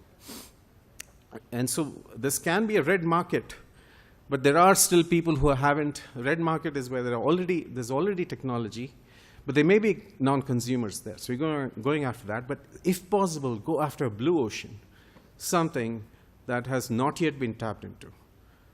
As Professor Das was saying, maybe the digital identity for different countries, that is a technology yet to be implemented. And so that's a blue ocean to go after. That's a brilliant thing to do. And then standardize your innovation, if possible, right? You've innovated, work through the standard bodies to standardize it, but then you might have to make some tweaks to actually incorporate it in the standard. So you have to invest some time to innovate for standardization, to adapt your innovation to actually make it part of the standard. And then last but not the least, most of the time companies think about, hey, I'm thinking about me, how much money am I making? But you think about the people who are behind this, the engineers, the researchers. Train them, empower them, give them self-belief that they can innovate, and give them confidence. And then I think, hopefully, we'll all be successful. Thank you.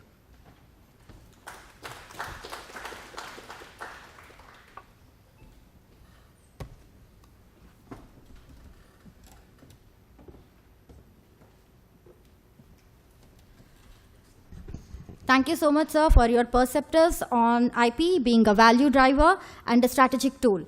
As you rightly said, facilitating commercialization will enhance the organizational innovations and will provide the real-time examples for fostering sustainable business model.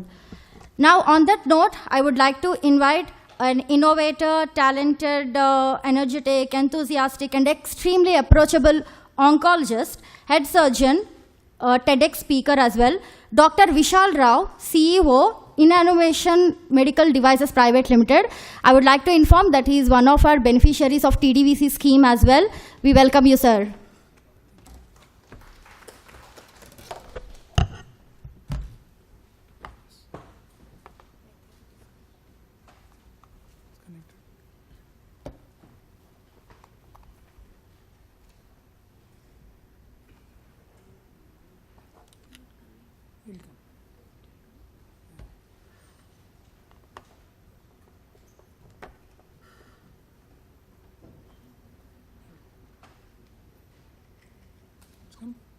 A very good morning to all of you. At the outset, I would like to thank NRDC for inviting me over for this program. It's always been a pleasure to be a part of all the programs that you all organize, and I think we never miss the IP day. It's a special day for all of us. I'm going to today share a little bit of my perspectives in my journey in understanding IP.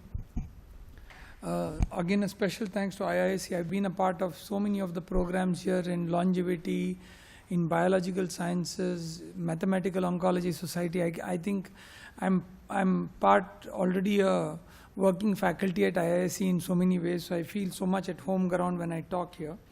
So today I thought for my colleagues and friends here, I thought a little bit of quick perspective on these areas of what we did in terms of using design health thinking to find a problem, get rid of it, and kind of position create in India. And I've been kind of ardent advocate of Create in India as the version 2.0 of Make in India. And I'll tell you all in the next couple of minutes why I believe so, because the more the Make in India perspective was about trying to push importing from China and assembling it in India, we wanted to create a much more articulate a much more bold kind of a statement in Make in India to say, we should have everything from India. And I think NRDC is one such example that has helped us create this ecosystem. Now, in order to get to our reality, we really need to see this graph. This is a study we did from our own team to look at what are the number of patents filing with regard to the total R&D expenditure and personnel. Now, if you look at this slide, do I have this? Okay. If you look at this slide, just look at USA, China, and that's India for us over here in this orange dot. And this is a reality check for us, because I keep saying that in our Viksit Bharat 2047 vision, we need to keep remembering ourselves of this particular slide, that if India needs to have this ball become bigger and move forward, it's a humongous task. And that means that it's a responsibility of everybody inside this room who has to make this sphere move forward and make it bigger. Now, this will only happen when the number of patent filings increase and the R&D expenditure also increases. Now, that means that it's at an individual level, there is a responsibility, an organizational level, there's a responsibility, there is an industry responsibility, there is a government responsibility.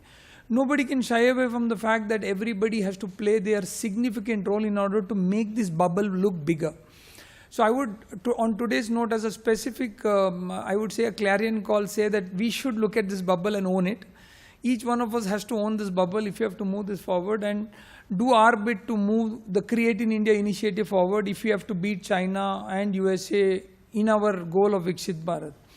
And another important thing in this, I think, sitting in the highest platform of science, I would say is the last Nobel Prize that India got was in 1930, with C.V. Raman got. And after that, whatever happened as a part of Nobel Prize in Science and Technology was from people who either had to leave their citizenship or leave the country. And I think it's time that we relook at intellectual property being a great contributor to this country, which has actually given so much to the world. And it's time to bring back some of the great contributions to actually get recognition for the country. So I would, on a philosophical note, say that, you know, our responsibility does not just lie with what we can do immediately at hand, because that we are all working on, but also parallelly dimly look at a distance. And I always use this phrase, this is my favorite slide to tell you that oftentimes when I talk to young innovators, I keep saying, today in the era of AI, you know, everybody is talking about AI. There was this Dubai cola marketing agent who came up with an AI solution for marketing. So he wanted a cola in every Arab's hand in 3 months. So he came up with a disruptive solution. He said, cut the language barrier. A man lying dead tired in the desert drinks a cola, starts to run. Cut to chase, sell cola, become a millionaire. So a couple of months later, after he launched this program, he was in a restaurant with his friend, and his friend said, you must be the CEO of the company now with such a success. He said, no, something went wrong, mera naukri chala gaya, you know, I was removed from my job.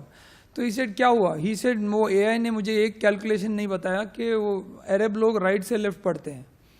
So, you know, the interpretation changes. Now, this is what also happens a lot of the time in innovation, that problem statement is wrong. And when problem statement is wrong, your entire innovation goes wrong. And I have met very interesting innovators, youngsters who have come and told me, I have raised seed A funding, and then I have told him problem statement is wrong. I think madam would agree with me. We've both, Lakshmi and me, have sat and beaten our head on so many of these innovations, trying to help them understand that the problem statement is wrong. Then your entire purpose is gone wrong.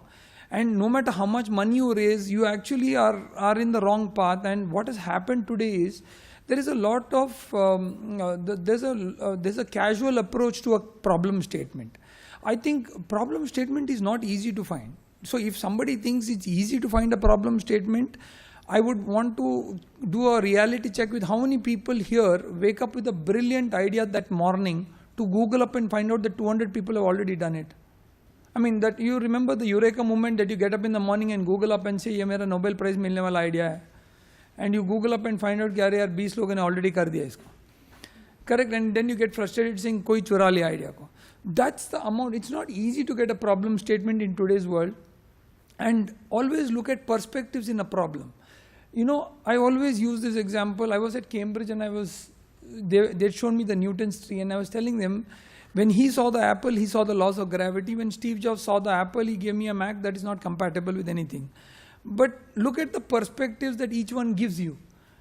You know, it's not necessary to have the same perspective from the same problem. I keep saying that you can look at the same problem and have 3 different perspectives from 3 different groups. And that brings me to a very interesting thing. When I was giving a lecture at a med school and a first year student asked me, sir, can you cut all the long story short and tell me how do I get a brilliant idea? I said, you know, very interesting question. That's what everybody is searching for. So I told him my way of looking at it was, if you hold on to one patient's problem through your life, you will be flooded with problems and solutions around it. So hold on to one patient's problem and you will be able to expand that one problem to masses and masses to markets. So that way, that is the right approach. Whereas today I see industry and so many industries that I go to give talk to on innovations, giving me the theme and saying, sir, हमारे company को innovate करना है, आप बताओ क्या करना है. My point is, you don't even know the need. It's like a Miss World question saying, what will you do for world peace? अब उसको पता ही नहीं है कि क्या करना है. But हर Miss World एक बढ़िया सा आंसर देती है कि what she will do for world peace. A lot of the times this has become like a cliche word which you say that I want to do something for innovation. But actually speaking, innovation is a very tough job when you have to go and look for a problem statement. So I found my problem statement in throat cancer, and it took me 10 years to find my problem. And after that, the last 13 years I've been working on solutions. So I'm saying finding a problem is not going to be easy. It takes decades. So I had a fundamental philosophy in my problem that speech is a right and not a privilege, and many poor patients were not able to speak because they couldn't afford the Western devices. There were only 2 voice machines in the world, one from a US patent, another was a Europe patent.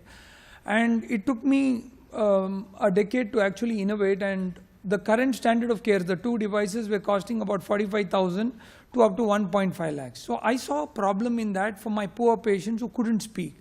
And I said there was a need for an innovation, for an accessible innovation, but yet bring in innovation into the existing ecosystem of how do we disrupt this existing thing, and which is when I invented the Om voice prosthesis and created this innovation to actually make people speak. I'm from Balki, Bidar district, Karnataka. Sir, it is better than earlier speech and I'm feeling comfortable. Now these are poor patients who couldn't speak for years, people who have not spoken for 10 years, 14 years. I have crossed about 4,000 people who are speaking now, starting from like 15, 20 days not speaking to 10 years, 14 years, 18 years maximum.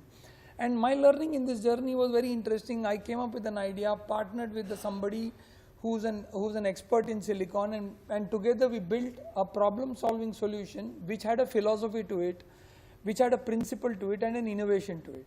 And I want to acknowledge that fact that this is so crucial today. And as I see this grow, and I see the long journey of it, remember in healthcare, any bench to bedside innovation takes 17 years. This is the general formula anywhere. So if I've touched 13 years, I know I have still 4 more years left, and I'm trying to race it, and I'm thinking COVID must have done good to me. So what we did out of this, machine was, we converted this. अभी मैं ओम वाले machine से ही बात कर रहा हूँ. अभी मैं मशीन मेरे को इतना परफेक्ट बैठ गया है कि सब लोग मेरा आवाज सुन के खुश हो गया है.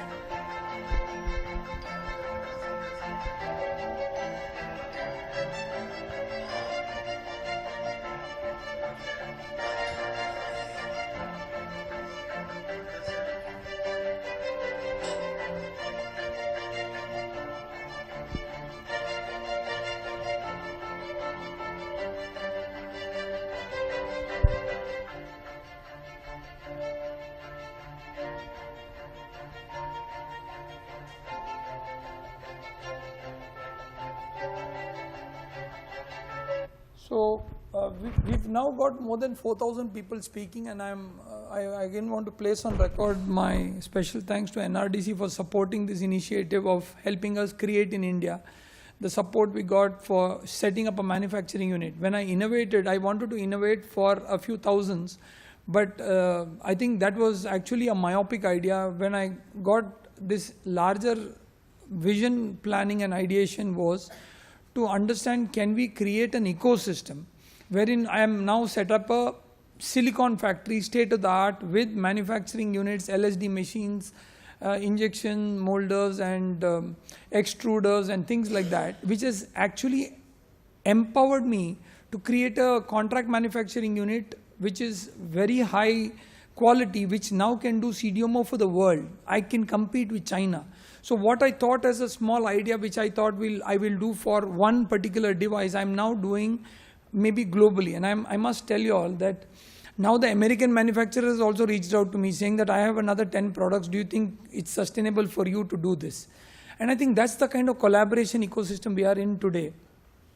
So we've been acknowledged by the best of them. And I'm telling you, I didn't have a marketing budget to have a Harvard Business Review review me and make a case study out of me, correct? The idea is, don't burn too much of money on this. Use it smartly, use it frugally, and you'll see, I mean, there are books written on this innovation. There are chapters written on it. There are Harvard studies on this innovation. Stanford has studied it. Hopkins has studied it. And I feel so happy. I didn't have any education in any of these places. I go and teach there now on frugality. So the best honor that was given was at Davos. They took this and showed it as a part of the World Economic Forum Disruptive Innovations. And I believe this is all coming from a point that we are not constrained by the discipline of rigor, but by the limits of our purpose to make a difference, which I think comes from our imagination. We need to break loose of that imagination to actually find purpose inside ourselves. So I think the final journey for us in all of these innovations would be to look at ambition to purpose, look at conscious capitalism. Wealth and value has to come together somewhere. It's not going to be vulture capitalism where we have money and say we've got money so we'll innovate, like what the West is doing. And I think that's the biggest threat that I see, and I tell Americans this. I spoke last time at Stanford telling this. The biggest problem that US is creating is educated people who have no values and who are searching to create problems because they have solutions with no problems. So now that is the way the gun lobby will work to create wars.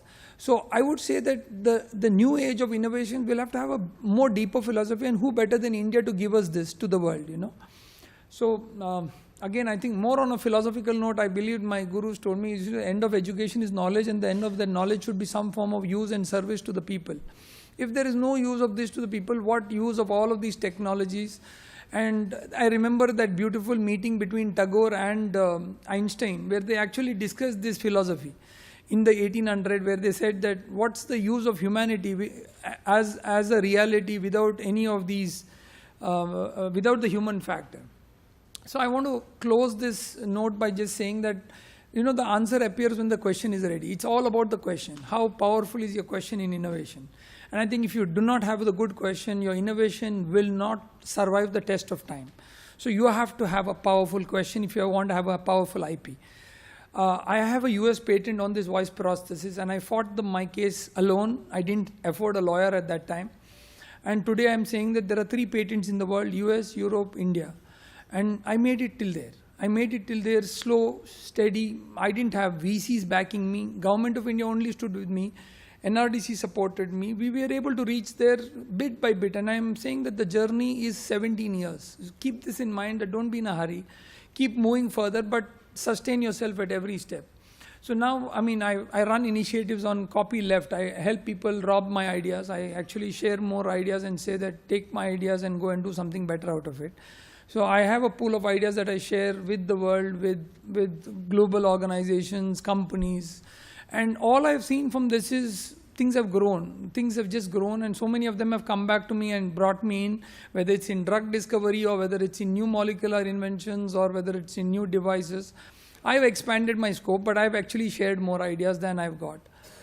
So I think I'll close with this philosophy of paying it forward. And I want to acknowledge Anand here for the efforts that he's doing for International Federation of Inventors Association. They actually are giving... With the PS's office, they're actually helping inventors get recognized and actually encourage the ecosystem from kids to youngsters. And I think we have got now Gen Z, Gen Alpha, Gen Beta. So we've got a lot of work to do with all of them. Thank you very much. Again, special thanks to the NRDC team. I acknowledge the Rastogi sir's presence here. Thank you very much, sir.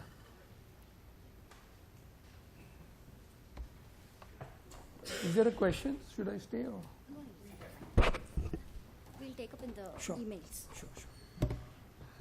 Thank you so much, sir, for graciously, rather emotionally sharing your experiences with us and making us go quickly through your inspiring journey. And it's truly inspiring and left a lasting impact on us. May I now request Commodore Amit Rastogi, sir, CMD NRDC, to kindly come forward and present the mementos to our esteemed speakers as a token of our appreciation for the valuable sessions and their valuable contributions as well to the Indian ecosystem.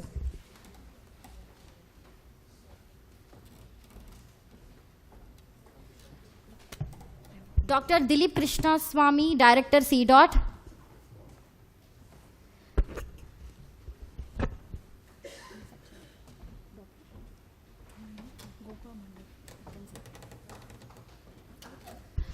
I request Dr. Gopa to please hand over the mementos.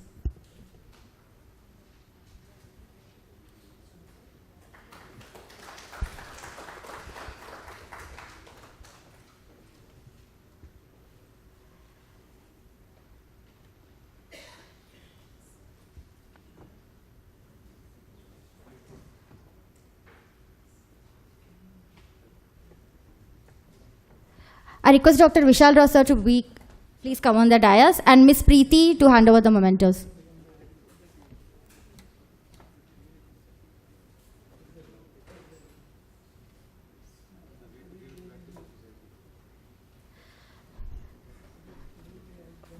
Sir, with your permission, I would like to have a photograph with you.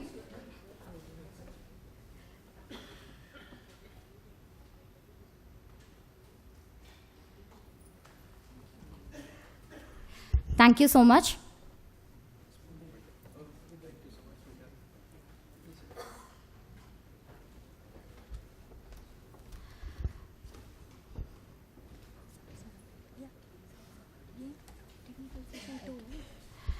Now I would like to request for this technical session 2. The topic is the state-of-the-art strategies in innovation funnel, mitigating the multi-layer challenges, by our Dr. B.K. Sahu sir, our NRDC star. Thank you, Bhavya. After Dr. Vishal Rao's session, I think nothing to say on innovation. But as a organizational perspectives, mitigating the challenge of the innovation at various multi-layer funnel, it's my honor to stand here to take a session on state-of-art strategy in innovation funnel, mitigating the multi-layer challenge. When he talks about mind to market, lab to land, technology at bedside to the bedside, other than Dr. Vishal Rao example we have seen during Corona in tracing, testing and treating of COVID-19, including vaccine. Every challenge has created opportunity, and we learn from that and we adopt the best practice. World IP Day is the day, talks about IP and music. In the recent time, you might be knowing the infringement of IP, one of the leading music star of India. So infringing is not only a challenge to a nation, it is also a challenge for an individual and institution. And we must respect, leverage, connect, collaborate so that we can have a benefit sharing. And that's the country vision towards when we talked about self-reliant India. Quote unquote, patents are important, you never know when one grab your innovation, Honorable Prime Minister of India. This is the bottleneck. And this is also opportunity we have created in this platform at IISc Bangalore. Reaching out, connecting, and today we are proudly standing and connecting with you all on innovation that are creating value, indigenization, prosperity. Today is Akshaya Tritiya. We pray to Almighty for never-ending prosperity. So we talks about Lakshmi and Saraswati. Madam Lakshmi is also here. We have a great opportunity to sign the MOU. And we are taking to the next level also. But at the same time, as a citizen of India, we must see where India stands and challenge for India in the global innovation sector, and also bilaterally, multilaterally, what are the challenges.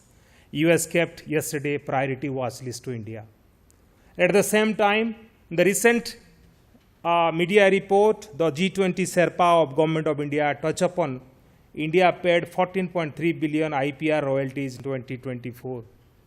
This is the bottleneck, this is the challenge, and from this challenge we must look into it because ownership is there, technology is emerging, and we must create the benefit sharing, bringing academia and industry together. More than 990 universities across the country, 15 lakhs engineers comes every year, and more than 40,000 institutions are there. But we must look into this, how we can have a model, that model come out with many invention and innovation that create the value. Today, innovation is a buzzword. Even these days, my daughter is giving a TEDx talk in her school also. So innovation is nothing but market-driven, invention-driven, and technology-driven. Dr. Vishal Rao presented one of the very beautiful innovation. Many of the people of the last mile could not afford. But today, this awareness channelizes many more opportunity, and this is the objective of this program. We have seen the innovation in Corona when we used to meet our own relatives visiting ICU. India was importing PPE kit, which are not breathable, affordable, and comfortable. NRDC had a chance to got this commercialization of this Navarakshaks PPE kit. Today, many industries are manufacturing. And this is the innovation, value creation, nation building, and indigenization. We must not keep separately with each other. We must look how collaboratively we can do, because infringement, piracy, plagiarism is one of the biggest challenges in institution, organization, individual. Many vice chancellors caught in plagiarism, they went jail also. So IPR is talking about intellectual property right other than fundamental right given by our founding father. We must look how innovation are coming and how we can share the benefit of innovation in acknowledging that knowledge, manage the knowledge, and monetize the knowledge. That's the intellectual property we talks about, so that we can create trust, loyalty, and confidence for transfer of technology. That's our mission as a national organization in the country, invigorating techno-entrepreneurship in the country, mitigating the essential indicator challenges in the innovation funnel, from IP protection to IP validation, valuation, and certification, and also other form of technological assessment and prototype. In this invigorating journey of techno-entrepreneurship, JEEL, NRDC plays a very multi-layer support and approach, in that we not only include startup or MSME, we include across the ecosystem where invention is there, where we can do the mitigate the technology readiness level, and we have a national ecosystem of technology readiness level that talks about innovation, value creation, and also giving a certification. So friends, when we talked about invention to innovation, the best example of Professor Vishal Rao today in the mitigating the challenge of technology value of death and commercialization of value of death. I'm not going to speak more on that part. The best example you have seen before my speech. So when we talked about innovation readiness level, because everyone talks about innovation readiness level, but we sometimes forget the consumer readiness level. जैसा देश ऐसा base, जो दिखता है वो बिकता है. We must look into it, क्योंकि we have to be vocal for local, so that the intellectual property readiness level should be there before venturing to the market, so that there should not be any infringement, piracy, plagiarism. The big shot, like great music composer caught in infringement the other day. So world is transparent. We must have to respect, leverage, and also look the customer readiness level, so that we can mitigate the challenge of innovation funnel that we talked about, identifying new invention to the innovation and licensing process through various assessment and of technology, particularly NRDC as a institutional arrangement of national establishment of technology readiness level assessment.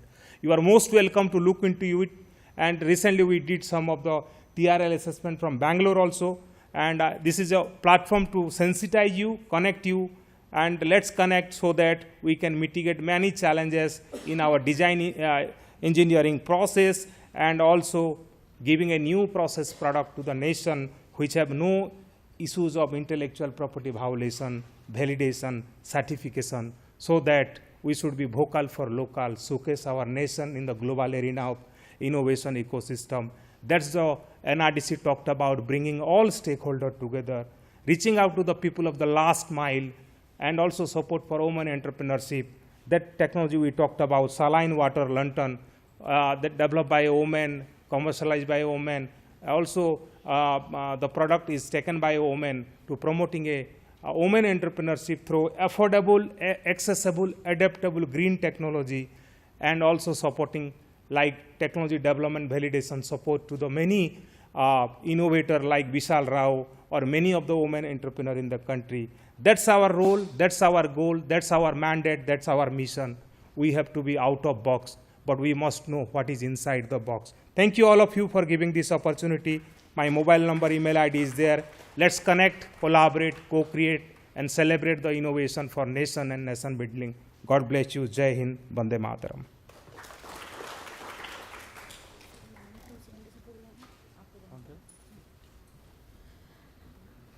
Thank you for the enlightening session, sir, and it is always a privilege to listen to you, and about the pivotal role of NRDC also, how we are actually navigating the complex, innovative problems to the solutions have been highlighted by Dr. Sahu, sir. And now I would like Dr. Sahu, sir, to please come on to the stage. And I request Dr. Lakshmi Jagannathan, CEO, IIIT Innovation Center, to please present the mementos to our Dr. Sahu, sir. Dr. Ketaki, to please hand over the memento.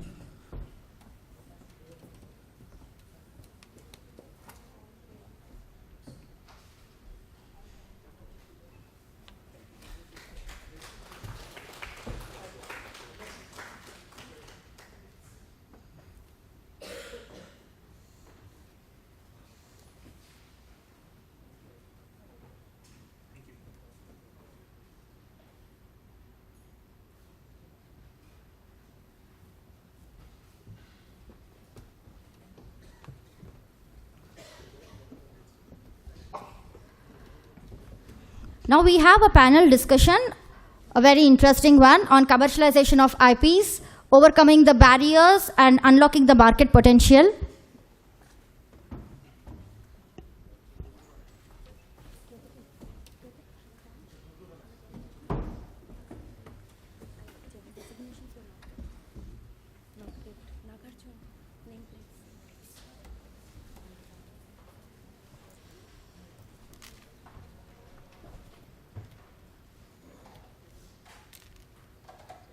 Give us a moment while you take the pleasure of this IISc building, constructions, and we can feel the rhythm of music here and the melody of innovation as well.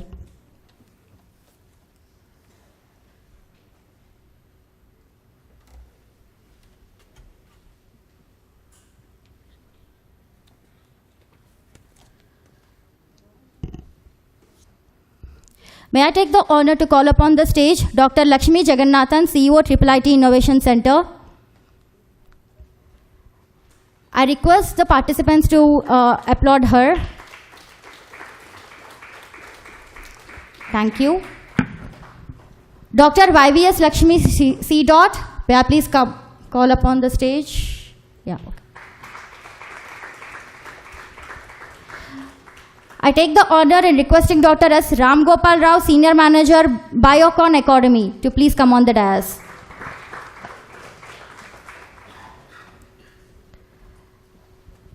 I now take the honor to invite Mr. Durgesh M., IP Advisor, Bengaluru, to please come on the dais.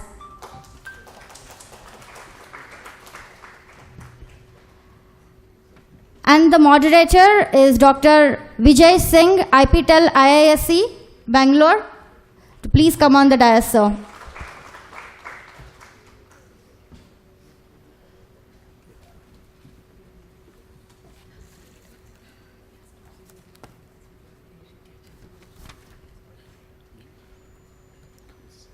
Hi, good afternoon, everyone. We have transitioned now from the morning to the afternoon, and we are moving closer to the lunch. So we have 40 minutes for this session and about 40 minutes for the next panel session, and then we move for lunch. So in this panel discussion, and also in the next, we will delve into one of the most crucial and complex aspects of innovation. Will be about how do we turn IP into real-world commercial success. We've seen some examples in the morning. Dr. Vishal, beautiful presentation, beautiful work, incredible. The innovation and the compassion sort of spoke to us. It sort of connected with us. We hope we can replicate what Dr. Arun did. As we hear from our esteemed panel of experts, our goal is just one thing for us.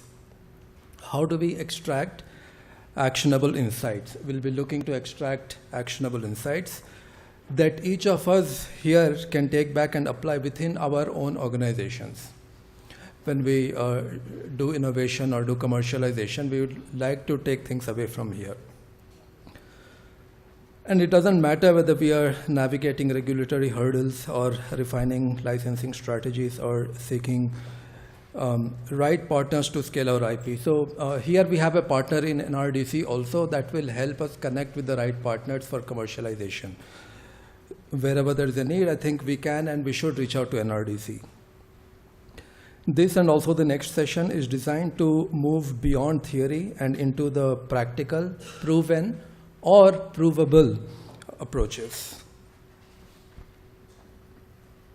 So with this, we start. I had gone through the profile of all the panel members, and since at ISC we do a lot of this IP commercialization, and we do understand a lot of bottlenecks.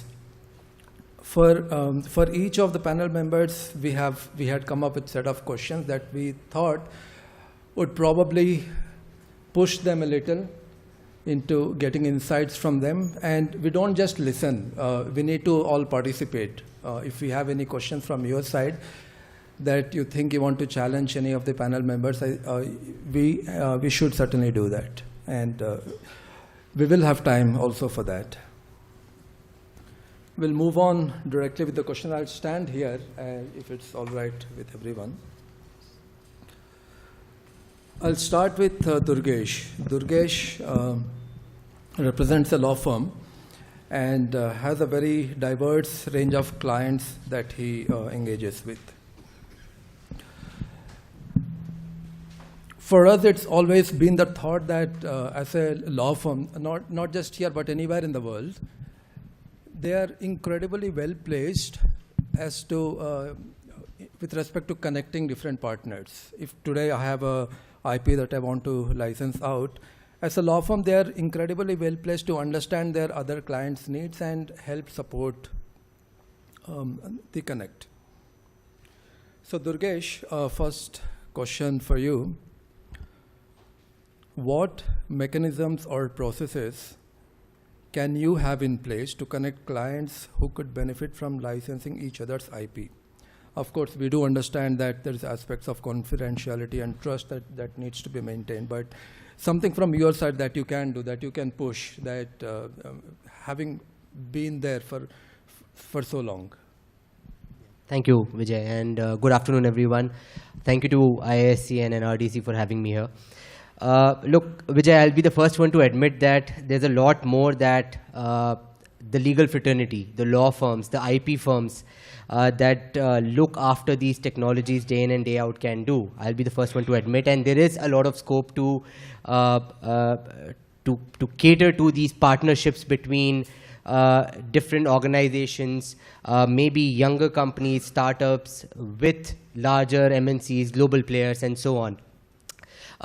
Some actionable items, and your question is very relevant. It got me thinking that some actionable items that we as firms can do on daily basis, for example, is that when we send out our IDFs, for example, which are invention disclosure forms, we can just have a simple sort of a mechanism to understand whether the organization or the institute is willing to license out or commercialize that technology or not. And sometimes what happens is that we are just dwelling into the invention, we're looking at filing of patent applications and taking it forward, but we are not necessarily looking beyond the patent life cycle to actually delve into the commercialization of the IP.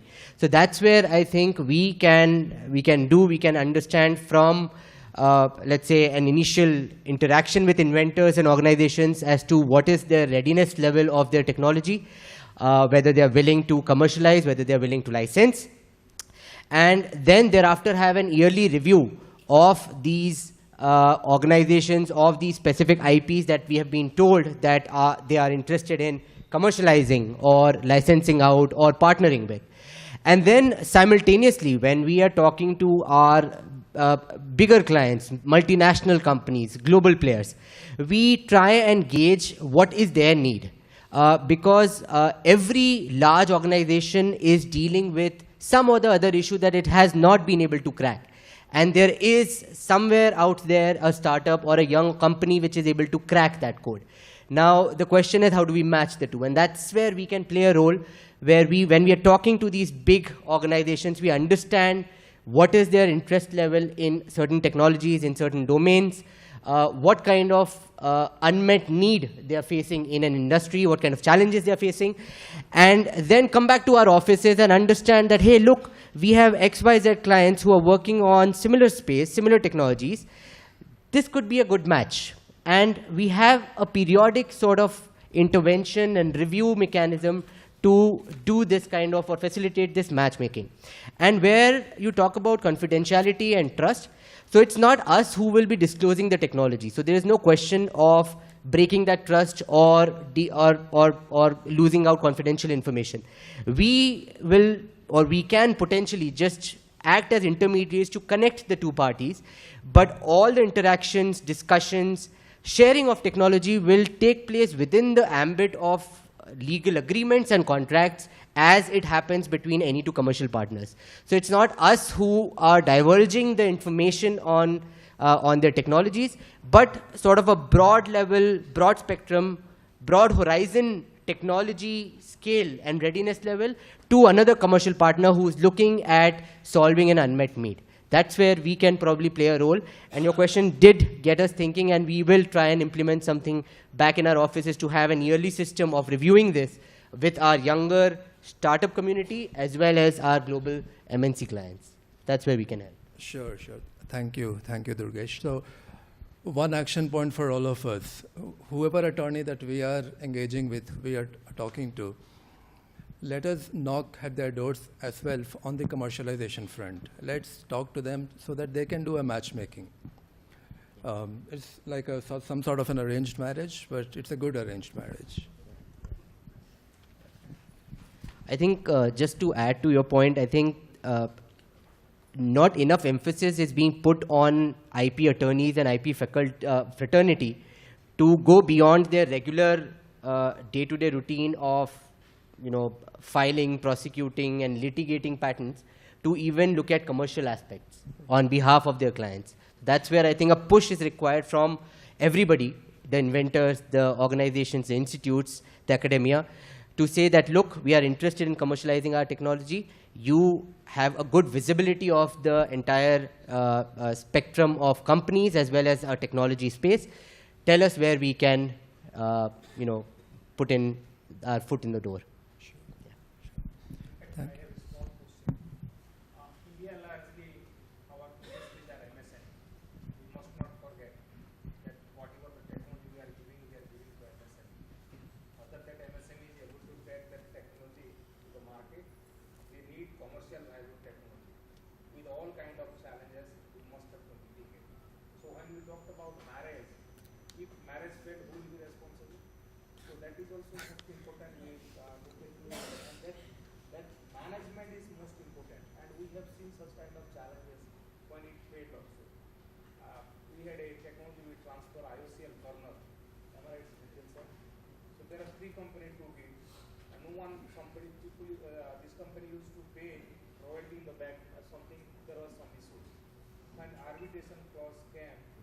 There was no inventor, because inventor retired from IOCL, and NRDC at that time joined hand and mitigate that challenge, and also connected whatever the issues were.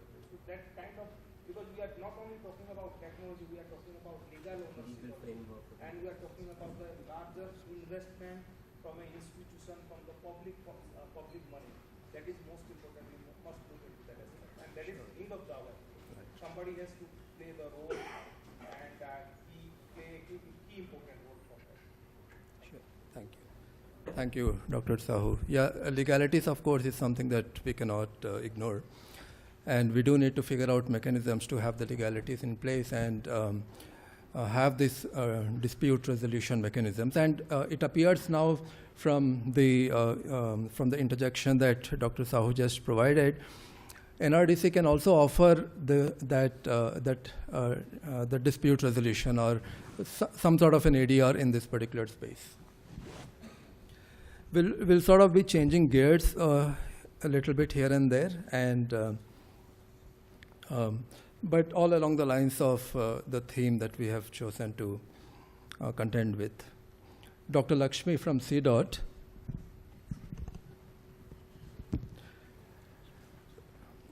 So CDOT is one of those organizations that has been pushing a lot on telecom-related patenting activities and also on the standard essential patents. They have been working with a lot of people to ensure the representation from India improves, both on the patenting front and on the SAP front. So the question, Dr. Lakshmi, is how have research institutions, corporate and academic institutions approached SAPs? What lessons can we take from that? How can collaborations between academia, industry, and government be strengthened to foster a more robust IP or SAP ecosystem? Thank you, Dr. Vijay.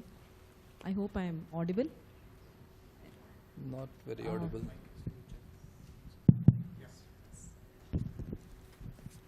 So it's, I mean, we have moved on from the awareness programs, from those things to the standard essential patents, which is even beyond licensing. So the way we are approaching standard essential patents is how do we participate in the standards, SSOs, standard development organizations, or 3GPP, and how do we contribute there so that the declared patents are becoming essential patents. So and also the way we have to commit to the FRAND terms. So many of the academic institutions, industry are not fully aware of these things, and how the standards and patents go together is another big deal altogether. So the need of this hour is to get more awareness on the standard essential patents. Again, it's not a monster.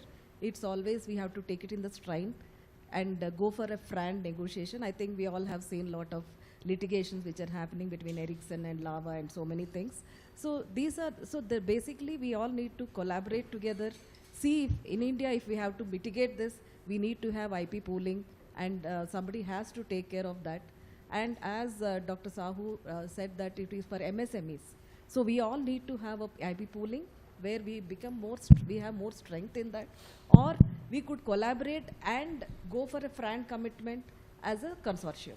So these are some of the aspects which organizations are looking at so that we can be more successful in the standard essential patent area. Thank you. Thank you, Dr. Lakshmi. And that's a conversation that has been happening on pooling of patents. We had a trial that we had started. It's a pilot for 7 institutes to come together and pool the patents towards even licensing commercialization. Dialogues are happening, but not much movement has happened in that space. Next, we'll go to Dr. Lakshmi Jagannathan from IIIT Bengaluru. And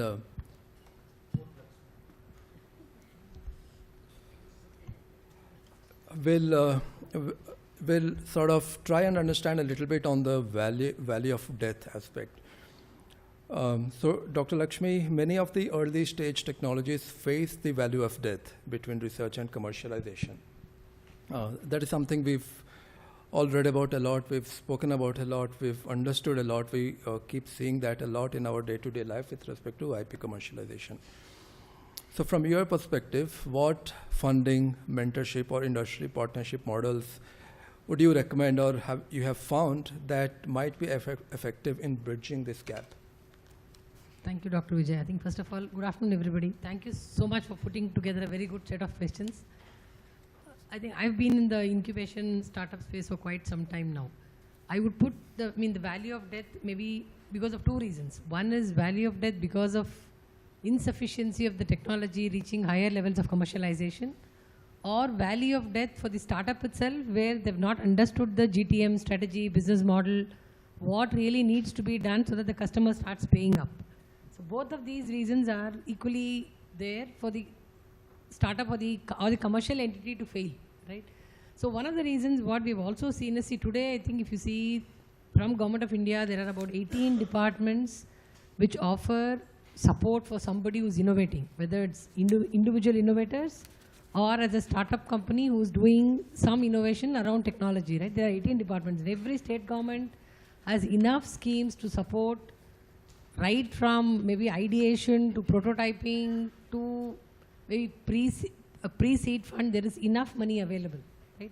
In spite of all this, I think one of the reasons we've, at least in my view, why this value of death happens, one is lot of the times I think the innovators or the entrepreneurs mostly feel that they work in isolation, assuming this is the problem which is there on the ground.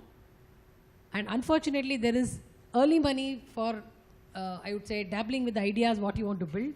So they assume that this is the problem which the end user wants. They build a solution, of course, leveraging the ecosystem which is there, the mentorship which is there, incubation. See, today I think India has close to 1,500 plus incubators across academic campuses. So there's a lot of support for very early stage guys which is there. So innovators invariably use all this ecosystem to build, and see, some of the industries are very regulated. For example, whether it's fintech or healthcare, regulated industry, it's very difficult to talk to the end user, get their insights, understand who's the consumer, who's going to use the product and build a solution. So most of the time, the initial money is used to come up to say TRL, not even 3, maybe TRL up to 2. Then they realize what they've built is not what the other person wants. Right? I think that is one of the biggest reason where this is failing. And on the other hand, if you see, I think there are very, very few, I would say, holistic ecosystems which are there. For example, say you're building healthcare, right? How many incubators in India today have a holistic ecosystem where there are doctors, there are clinicians, there are hospitals, there are investors, there are medical technology fabrication facilities. I think holistic ecosystem is not there vertical wise, whether it's healthcare or fintech or manufacturing. Again, where a lot of MSMEs are there, that's a big gap. Or even if the innovation is not very technologically driven, if they're able to build a very low cost, frugal device, then the GTM is a big problem, right? How will they sell? Who's going to pay them? What is the business model? I had a very good friend of mine who was building a low-cost cardiac device to be used in primary healthcare centers. He struggled for many years. Then he realized the PHC is not going to pay, right? Then he had to realize it should be positioned as an insure-tech solution and not as a healthcare solution to be sold in the PHCs. I think value of death happens because of these two reasons as well. I think it is very important to collectively build together a holistic ecosystem, industry vertical-wise, because even investments today are vertical specific. You have a bunch of guys who invest only in healthcare, bunch of guys who invest only in fintech. I think that is maybe the call of the hour. Sure. Thank you, Dr. Lakshmi. Beautifully put. And it is true that most of us do work in silos, and we do need to have some sort of a collaboration or cross-collaboration to have this wholesome ecosystem. And sure, please go ahead.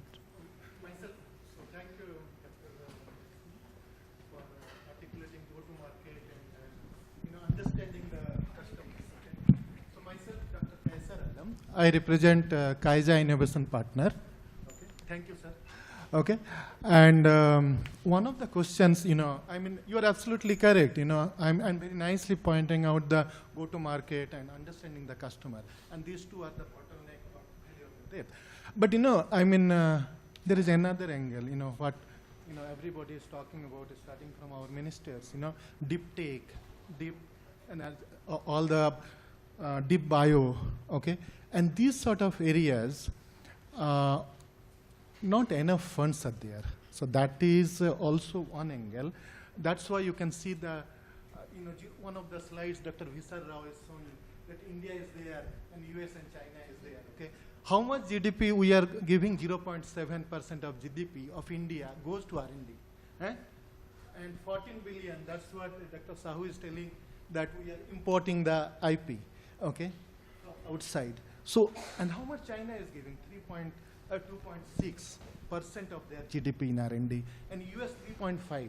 So, for deep tech, high end, another value of debt could be also, ma'am, that continuously supporting, not only for 2 years. I see, one of the ecosystems, only 2 years. One of the startup funds.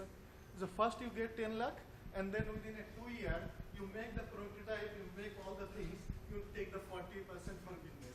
So in deep tech, not at all 2 years is sufficient. So I think value of debt, that is also, I think somehow, you just pointed. No, absolutely. I think today, last few years, what is also happening is a lot of startups are working on deep tech solutions. And that is also one of the reasons they want to come closer to academia. They feel that the solutions, what they are building, needs a lot of intellectual R&D work which have to be done by the faculty. Their support is needed. So, I know a lot of patient capital is required to build deep tech. It will at least minimum take a decade or so plus to commercialize your solution. But I think now even Government of India, Government of Karnataka, yesterday I was in some meeting, they are now talking about setting up 100 crore deep tech fund beyond Bengaluru, things like that. Things are starting. Patient capital is definitely required. But with deep tech coming up, there's all the more a reason for innovators, startups to align with academia. But academia should also be ready with enough policies, procedures, systems in place to support startups, right? I think that is also the key. I would also comment here that deep tech in technology like telecom, we have something called Telecom Development Fund, which goes into many crores of rupees based on that. And there is enough time and milestones and DCIS. There's a lot of deep tech funds which are very different. And the way, and CDOT is also we are the one sort of handshaking with them and taking it forward.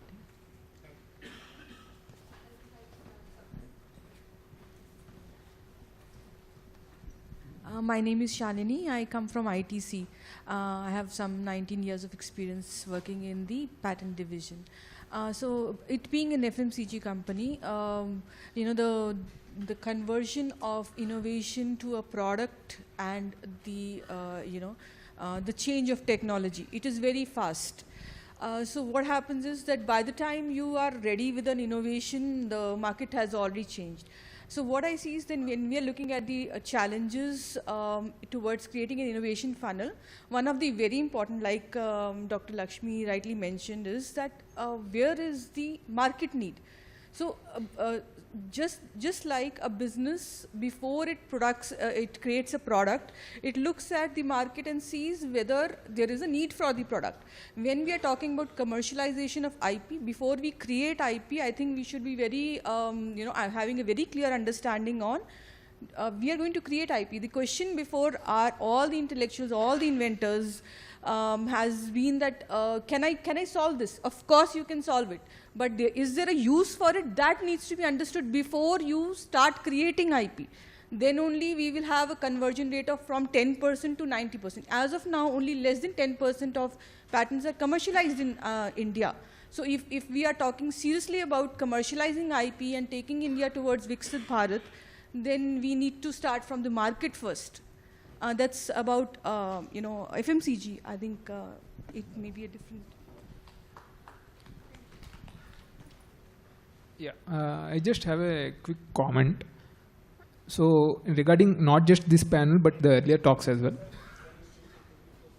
Hello? Yeah, myself Yashwant. I'm a researcher and startup founder working on wind energy systems. So just want to make this comment regarding why people want to do patent, first of all, right? When they don't have the intent of commercializing, instead of spending so much of time and efforts and utilizing a lot of resources, instead they can just publish a paper, right?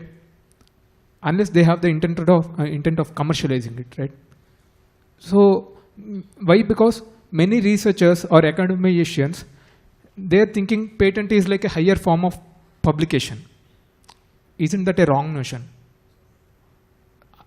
So they are wasting their institution resources or the time of the attorneys and all the infrastructure. So this is my look at it. Second, let's say if I'm a student from a university in Bangalore or some other place, if I'm trying to invent something and the university trying to support for this thing, now who owns the patent? Earlier I worked as research assistant in PS University. So there we have actually patented a space debris mitigation system. Now the thing is, during the filing process itself, we have to give away our rights to the university. Yes, the university pays for it, but as inventors, what is it that we are going to get out of it? Unless we have some commercial benefit out of it, why should we take the pains? Right? That is also from the inventor's perspective. So these two also need to be addressed, if I'm not wrong. Thank you. You can maybe quickly give you my thing. I think answering your first question on faculty, definitely see any effort put in any initiative, there should be at least a multiplication effect.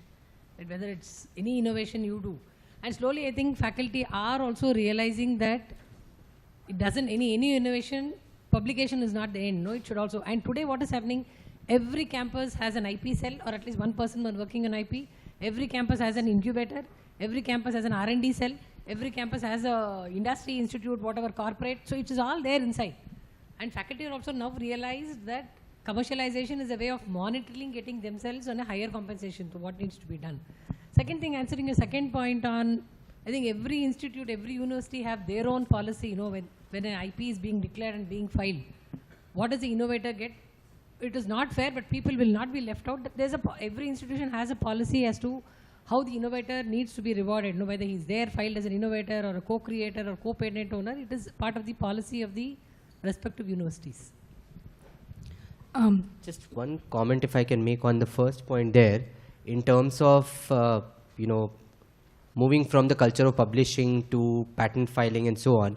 See, I think also there's been a lot of talk in the recent past, in the last few years, about incentivizing IP filing, incentivizing patent, incentivizing your inventors, innovators within your organization to file more patents. Now, if you look at any government ranking for universities, patent listing, patent filings is one of the criteria they're looking at. So it's also about messaging. Now, if you're telling your organization, your institute, or if you have a startup, that look, all I want are numbers, then you can file as many IP as you want, and you are maybe going to get some funding out of it. But you need to be clear in your mindset that you're filing IP for getting, let's say, some funding or some visibility or some rankings. Whereas there are good organizations that do a filtering out at the initial level. They say, it's again coming back to messaging.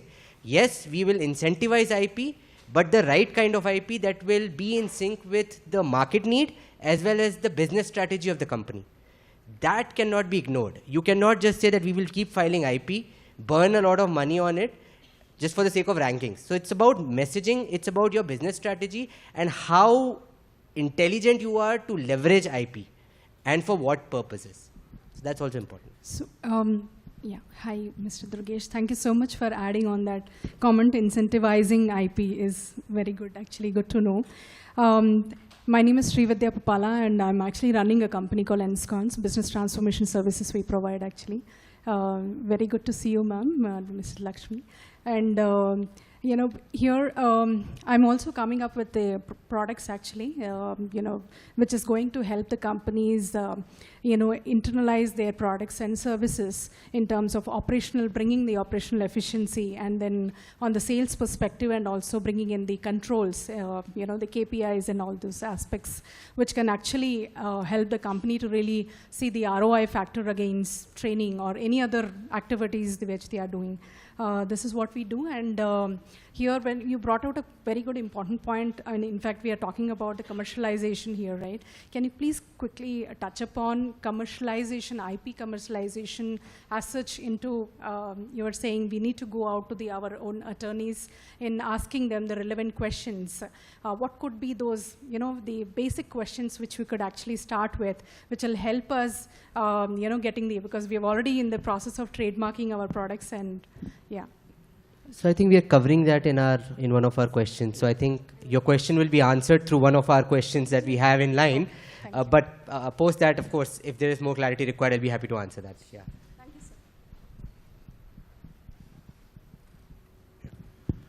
Thank you, sir.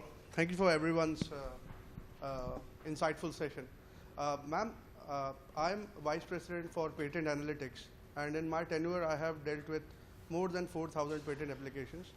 80% of them has been granted, myself holding a US patent and an Indian in going. So from the perspective of approaching academia, what I feel that the academic institutions are afraid to engage with a formal consultation like sir with yours, with yours services provided there. I believe when you would be reaching out to academia specifically and also startups, they would be quite afraid about disclosing their intellectual property, even when the non-disclosure agreement is in place.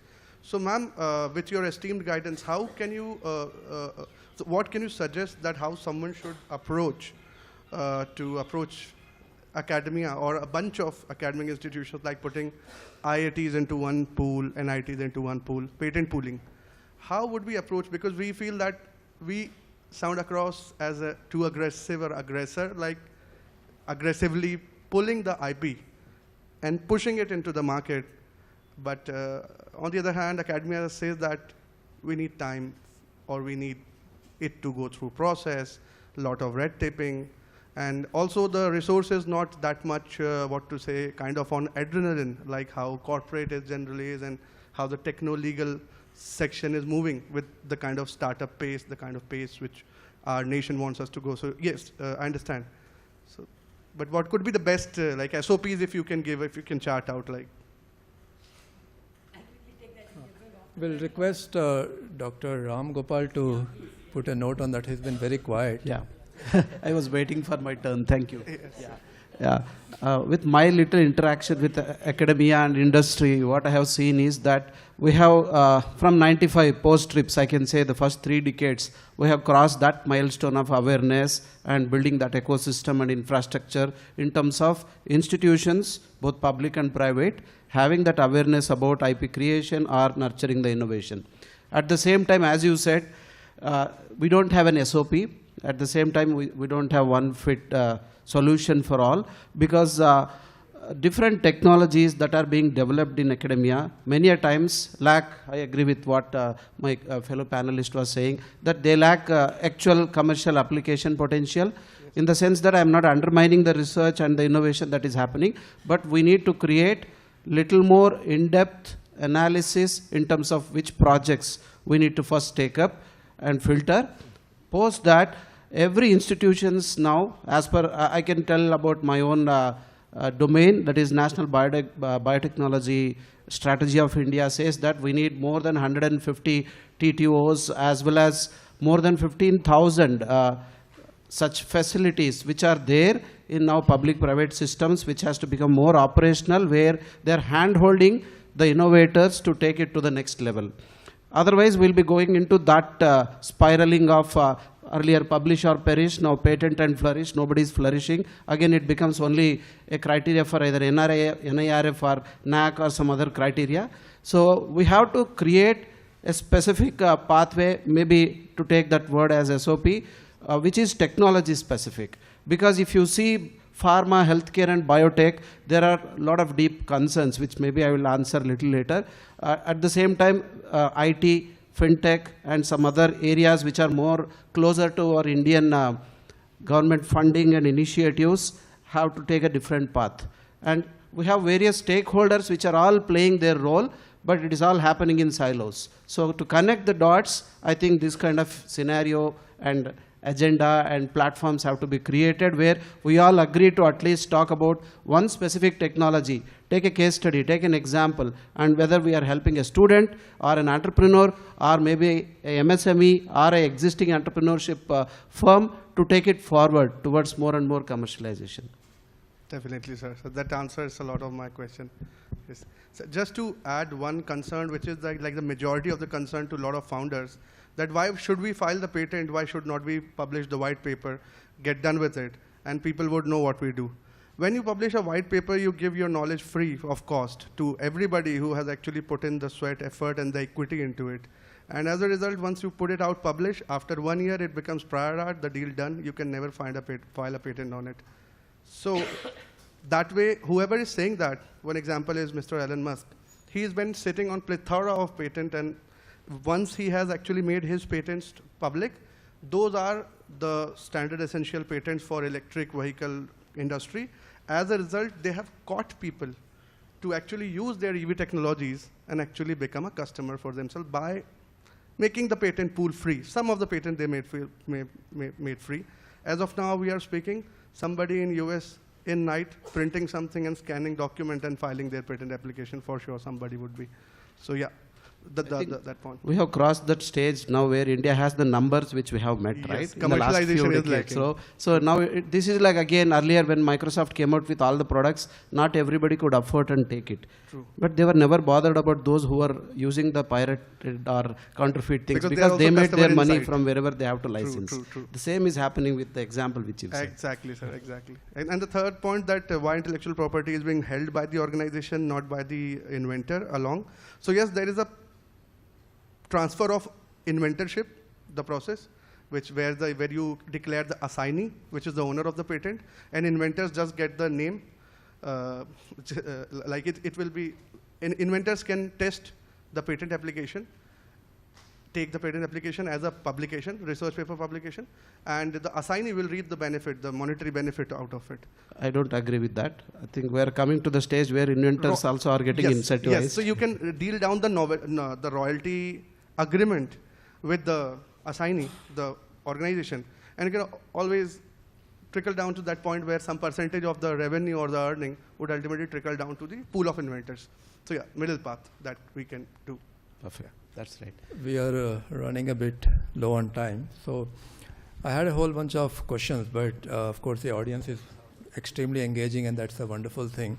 But we don't need to stop there. We have also the lunchtime. We can continue the conversation. So this session will end with just one more question to Dr. Ram Gopal. He's from Biocon Academy. And things related with life science, biotech, patent commercialization. Sir, it's a well-known fact that in the US, the biotech or life sciences, they account for well over 50% of the university tech transfer revenues. But India struggles despite good research output. You have a dual experience in academia and industry. What according to you would be the top challenges in how biotech research is traditionally being commercialized, and what are the systemic bottlenecks holding India back? Thank you, Dr. Vijay. I think we need many more pandemics, I think, for us to wake up. Right? Yeah. I didn't literally mean it. So, yeah. Without a lockdown, maybe. Yeah, smart viruses, maybe. Right? So, we have seen that life sciences, biotech, healthcare, all that put together, if I say healthcare or life sciences as a broader term, we have come a long way in terms of, again, moving with the numbers of research, publications, conference presentations, and so on to patents. But of course, the challenges are there.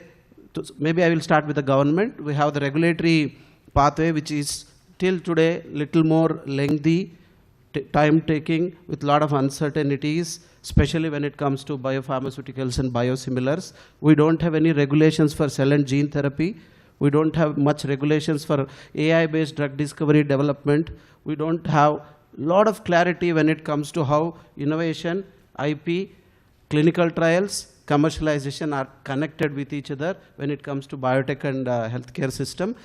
A lot has been done, again, by DBT, DST, ICMR, ICR systems. At the same time, industries as well as the startups are having that uncertainty as well as concern that because of this long incubation period or because of too many committees where they have to present the data and a lot of restrictions because we are talking about food or medicine or energy which directly is associated with human life. That's the biggest challenge. One of the solution, or maybe I can present my opinion onto that, is having more tech transfer offices, not just as a part of what NRDC and other government of India and state governments are doing, but maybe regionally or cluster-wise, or make it, maybe I'm wrong, make it mandatory that every institution which wants to go for accreditation or funding should also have an innovation ecosystem, not for the sake of conducting IP day and have one subject which many a times is not taught properly, because I have traveled in more than 200 colleges and universities where students, graduates, research scholars doesn't know much about what are patents, what are trademarks, what are copyrights, forget other specific types of patents when it comes to biotechnology. So my point here is that it's not only the government, but the second major stakeholder, which is academia, which has to create that environment of moving beyond just creating awareness, where be it a faculty or a researcher or a student, there has to be a training or a course related to marketing, entrepreneurship, commercialization part, where they know that I can really take this treacherous long route because of the current scenario in terms of funding as well as the ecosystem that we have, maybe like an incubator or maybe the seed funding that I can generate. Especially if you see the Bio-E3 policy as well as the recent changes that Government of India has made, it is possible for every individual now to come out with not only inventions and innovations which are earlier done by Merck, Pfizer and companies like that. I can give an example of the PPEs that India prepared, are made and actually supplied to the globe, right? So it is possible that you have to think beyond just making a blockbuster drug. There are a lot of local problems where every institution, whether public or private, has to come out of their cocoon in terms of just creating it for the sake of either grading or for giving some incentive for the faculty, which is again not going to lead to commercialization. So the biggest challenge is that we work together and create more and more platforms where we discuss the patents, where discuss the problems and see that everybody understand that, hey, today there is a disease, I don't have a medicine. Why should not we work together? Maybe we use technology. Maybe we use the hospitals and diagnostic care centers expertise available. Maybe we come out with a company which can manufacture it, not necessarily like a CDMO or CRO. So if we work together, biotech and life sciences is going to change a life and save more lives, I would say. Sure, thank you, sir. So one of the common themes that emerged across the discussions, communications we had was the aspect of working together, collaboration, break away from the silos, where we work with the attorney firms for commercialization, work with the industries, work with organizations like NRDC, and collaborate in the right spirit. If there's a question or two from the audience side, we'll take that and we'll close with that. Just two questions. We are. Yeah. Sir, ma'am, I have a question for you. It's like C dot. What I feel is like C doesn't have dot. It always has a comma. Can you discuss bilateral? Because, ma'am, the thing is like government has made C dot as a nodal agency for telecom, and from 5G, C dot is venturing into 6Gs. So it's like comma. So, ma'am, how many IPs C dot possess? in all aspects of IPR design, trademarks, and copyrights. And I think we do about 20 per annum. Yeah. Any other question?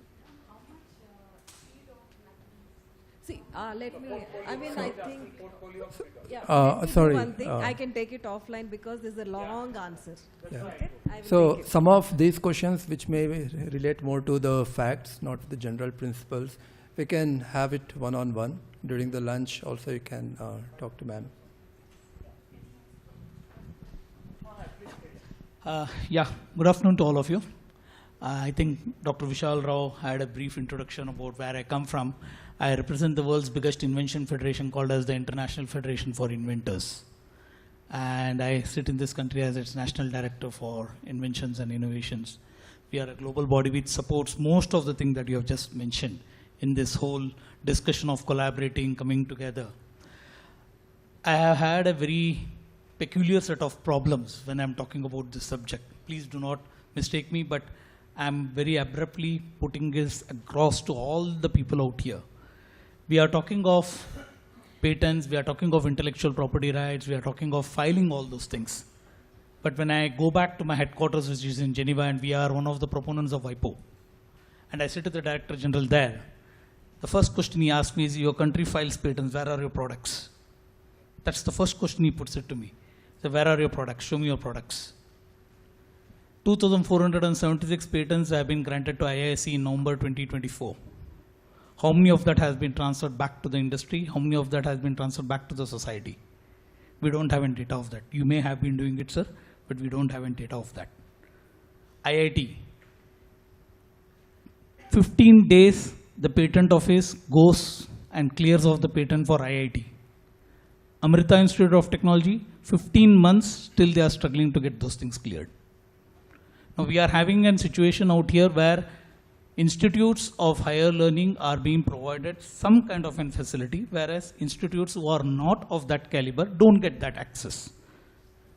Given all this situation that we are in, collaboration is something really good to hear, but sadly we are not in that position. We don't talk the same language when it comes to industry and academia. Very, very few institutions do speak that same language, but not all. But sir, I strongly urge this August forum. If we are really, really particularly looking up at those balloons which Vishal just shared with all of us, we have to really focus on, are we talking of real industrial problems that we are planning to address in this country and stop bitching about China? Go to Tsinghua University, you will know how many patents are being transferred back to the industry. And where are we sitting on all this? So I strongly ask each one of you, please get out of that cocoon of assuming that मैंने research कर दिया है, मेरे को एक grant हो चुका है, मेरे लिए एक ये चीज हो गया है, and that's it. My citation is done, my PhD is received. What are you going to do with that? 150,000 patents of this country is lying idle till date, half of which have crossed the 10-year threshold. So I think we have to really look into a situation where we are seeing how we are opening up all these barriers and unlocking it. So my CMD will respond to you. I'm not sure whether you were present in the morning session. When we spoke, the very purpose of meeting is this itself. We acknowledge that yes, there is an issue with IP commercialization. So that is why the strategies for IP commercialization is what we're talking about. It's a problem statement. And you talked about DG WIPO raising an issue. DG WIPO himself suffers this particular problem. You look at the WIPO Green database, it's a database, nothing beyond this. They have a patent to solution approach, but how many of it has got commercialized? So as of now, word over, the IP commercialization statistics, if you look at it, it is abysmal, right? So we need to do something about it. So that is why these approaches we need to look at. As a country, what all can we possibly do? So it is not so bad. Yes, we have reached a stage wherein at least, you know, the people are recognizing IP and IP creation is happening. We have reached that stage, and now beyond this, if we have to cross, obviously, all the agencies, governmental agencies, PSUs, academia, industry put together, and we also talked about the push model, which as of now is being employed. Pull model is which is needed, so that is why lots of talk regarding industry academia linkages right? So that also is being employed. So we will discuss offline. Sure, I think we really so I just need wanted to to interject and say yes, that yes, this there is a problem there is statement, and what Vishal Rao also talked about was we should identify a problem. We identified this as a problem, so that is why we are discussing. Right? Thank you. Sir, can I give a comment? Ma'am, can we discuss during the lunch time because we are sparsity of the time. Ma'am, you have, I think, one.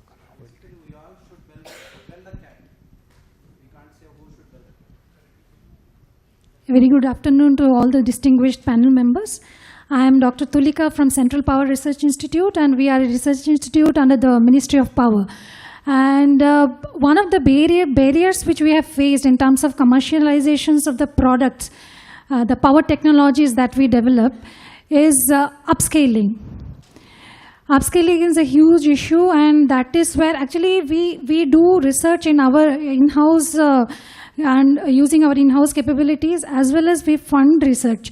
So as fund managers, what we have seen when it comes to upscaling the research, the academic institutes shy away, saying that it requires a different level of engineering.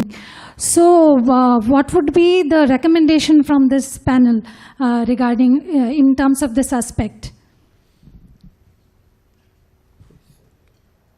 I think the same answer for everybody. Basically, if you see CDOT, what we have been doing from so many years is, ours is an R&D organization. So we have the total know-how, the product is ready, but we don't manufacture. So we make a product which is easily transferable to a manufacturer who can manufacture the whole thing. So to that extent, you need an organization which can take it to a manufacturer who can do a mass manufacturing. I think that is not a big problem. And another thing for the earlier question is, when we do the tech transfer, you have certain patents integrated into your product, right? So you can ask for royalty or whatever is the remuneration based on the number of patents what you have, and that's how you can make the royalty. So you need to have a ready, from the research to market, you need to have certain things, and we at CDOT, we have done that. We can discuss. Thank you. Sure. We'll stop. Yeah. We'll end the session here. There's one more session to go before we go for lunch. So we extend our heartfelt thanks to all the esteemed and engaging panelists with their rich and real-time experiences, and sincere regards to the moderator for skillfully steering the discussions from our panelists with thought-provoking questions.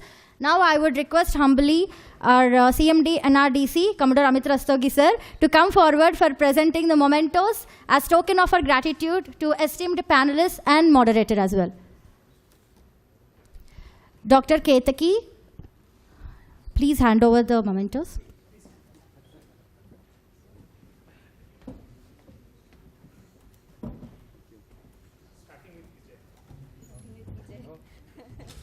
Dr. Vijay sir.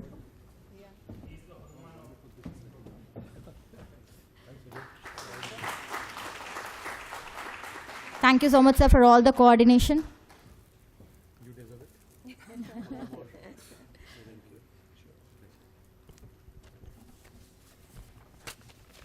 Dr. Gopa, please hand over the memento.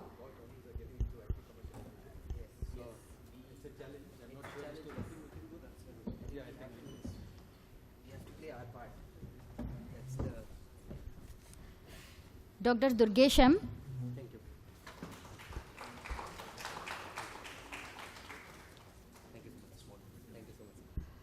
Ms. Niharika, please hand over the memento. Dr. S. Ram Gopal Rao, sir, Senior Manager, Biocon Academy.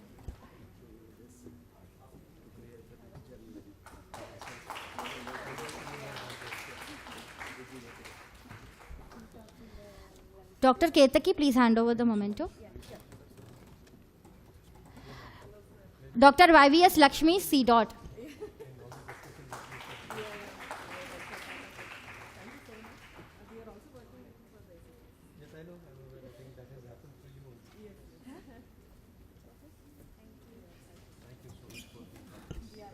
Ms. Prajanya to hand over the mementos. our esteemed panelist, Dr. Lakshmi Jagannathan, CEO, IIIT Innovation Center.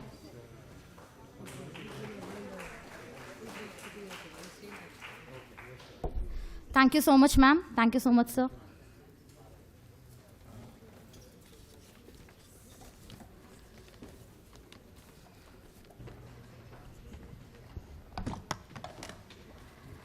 In today's innovation-driven economy, technology licensing and commercialization are not just path makers, but we believe that they are path breakers to enhance our Indian innovation and economic ecosystem, not only in Indian perspective, but also in the global perspective. So on this note, we will quickly move on to our next panel discussion to technology licensing strategies and commercialization. I would take the honor to call upon the stage Mr. R. Anantharaman, CEO BEST, an initiative by Office of the PSO, Government of India. Round of applause, please.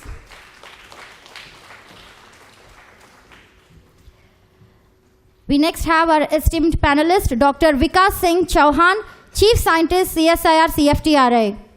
Please come on to the dais, sir. Our next dignitary, Shri N.G. Lakshmi Narayanan, DGM NRDC. Please come on to the dais, sir.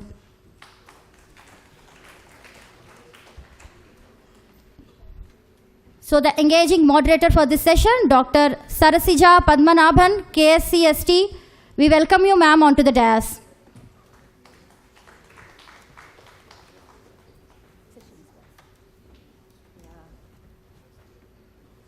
Good afternoon, everybody. As we have probably gathered from the sessions before this panel discussion, you are only as strong as the weakest link in any value chain, right? And now it's probably hunger, right? And we have to bind the time, and we will do our best to go through this panel discussion on technology licensing strategies and commercialization. My cue from the previous moderation was collaboration. So on that, on collaborative models, my question to you, sir, Mr. Anantharaman, is in your experience, which collaborative models such as consortia-sponsored research or challenge grants are most effective in encouraging industry to articulate real-world problems and motivating academia to develop commercially viable solutions? Any examples? Good afternoon to good afternoon to everybody. I'm sorry I'm taking a kind of a break for you from your lunch. That's an internal protocol to IP now. We always have questions. So I have a 80% on corporate life and 20% in academic. Not long before, I was talking 24/7 on commercialization, monetization, balance sheets. How do you really develop a product, get the product to the market? Now, last 5 years' time, I'm talking about what is the problem in investigating a product, developing a product, making it market ready, taking it to the product. So I think there is a gap. I can able to understand that. I would say a lot of encouraging strength. I'm really positive the way the country is going. I mean, the question is very good. Ma'am, maybe I'll take a minute's time to explain little process on that. 1 minute is not too long, right? Yeah, I will not take much time. I'm sure I think everybody. So I think there are certain significance which we need to understand. Currently, apart from what I do for this cluster, which is a very big initiative by Government of India, last couple of years' time, I'm really focused on helping the startups, founders especially, on succeeding what he said really on the productization. The problem which I agree with him that is not about intelligence behind the product, but then productization is a different one because I develop intelligence to commercial application. So I'm also helping that. So I see certain areas which I think we should be really appreciative in this journey of IP. I mean, I'm going to answer that on what is very important. It is a grant, it's a collaborative effort, etc. But then fundamentals will not remain the change. Okay. So one, I think first is the understanding of significance of licensing and commercialization itself is core for us. Because I think so far the discussions on product development, innovations, I think that's done. but the journey has to continue, right, towards the commercialization. We must agree that both are different. The journey a startup founder has done so far in creating an idea into prototype, getting his intelligence into that is over. Now he has to talk about somebody has to buy the product, pay him, we call it as MVP or whatever you want to call, then he has to succeed as a salesman. I mean, he can't hire a salesman to sell initially, right? So any of the great founders are also the product, people who has taken the product to the market, so he must appreciate where the customers are there. So I thought we must understand that an IP commercialization helps the founders on following ways. One is accelerate his own innovation. Okay, it helps in accelerating the innovation because without IP understanding, he or she will not understand the goodness about the product itself. So I have many examples, youngsters who comes IP, I want to register, I want to go for IP registration, I want to file the process. I said there is no process in IP registration, it's not process. It is, you need to understand what is intelligent in your product which you want to register. Don't worry about the filing, that can happen. But please understand what is so intelligent about your product which the customer is going to pay you. I come from telecom period, right? I worked in telecom for last 25 years time. If I give you a product, which smartphone which you are using in this room, which was invented 25 years before, will you use it now? Most probably no, because it can't even dial your numbers on data. But whether the company was waiting for 25 years to launch a product? No, it was not. So somewhere I think you need to take a call to move the product to the market and keep improving over a period of time based on the customer feedback. That's where the process starts. For that, I need to understand what is the innovation in my product, which is the intelligent part. Second one, it also fosters collaboration. Lot of collaboration, because when you are talking about IP, it's not going to be individual effort. Obviously, there are counselors I spoken earlier who is helping the startups in IP processes. It may be industry, it may be customer segment, it may be a whole lot of people who are going to do that. That individual founder who is surviving, fighting his death of value, somebody said, I think we have a great time to change the word, sir. I don't think there is no death of value now. At the best, it can be death of reinvestigation. I mean, there is no death here. I mean, it's all question of you are relooking because you started with something, but after 3 months' time, something has happened to the product or the industry or somewhere. So you are relooking where you are in. I mean, at the best way we can talk about positive thing is that. Then we are talking about increasing revenue stream, because intelligent property or intellectual property is nothing but a revenue, pure revenue. I am not registering something for sake of getting a certificate somebody, right? I am registering my product because I want to make money out of that. What is that which the customer will pay is what the founder has to be clear. If you are clear, then the productization, what Sari is talking about, will happen, because I am not connecting the revenue with my product, and therefore it becomes a filing process. It becomes theoretical value, and then all of you are taking that out of 100. I am not even marketing 1. So reason is because I think the mindset has to change. I mean, the questions is coming in. Next is it enhances the competitiveness. One of the key agenda for us is how do we make our country more competitive than anybody else? What is going to help? This process is going to definitely help. Not only then, the country will be competitive only if individual founders are competitive. I don't think any great country will be focusing themselves as a competitive country without an inventor. So therefore, that's also there. And last but not the least, I think it also avoids a litigation risk. I mean, we have gone through the process. I'll tell you a very small story. It can be a little imaginative, but very close to the reality, but very imaginative story. There's a great inventor here. I will tell, for example, I take Bangalore. It's an example. He had a great mix of product, right? He had an excellent dosa mix. Okay, he created, he productized, and fortunately or unfortunately for him, the sales has picked up very heavily, right? Now, there is a situation in front of him. He done everything right, right? So now FMCG giant came, oh, like, I think it's a great product. Let me add to this line of product. Let me go into buy for 100 crores. He's a good guy. So he said, okay, let's go for a sign up. So contractual agreement has come, and one of the clauses which says disclose the recipe of the product. Now as a promoter, what should I do? I think you can answer me.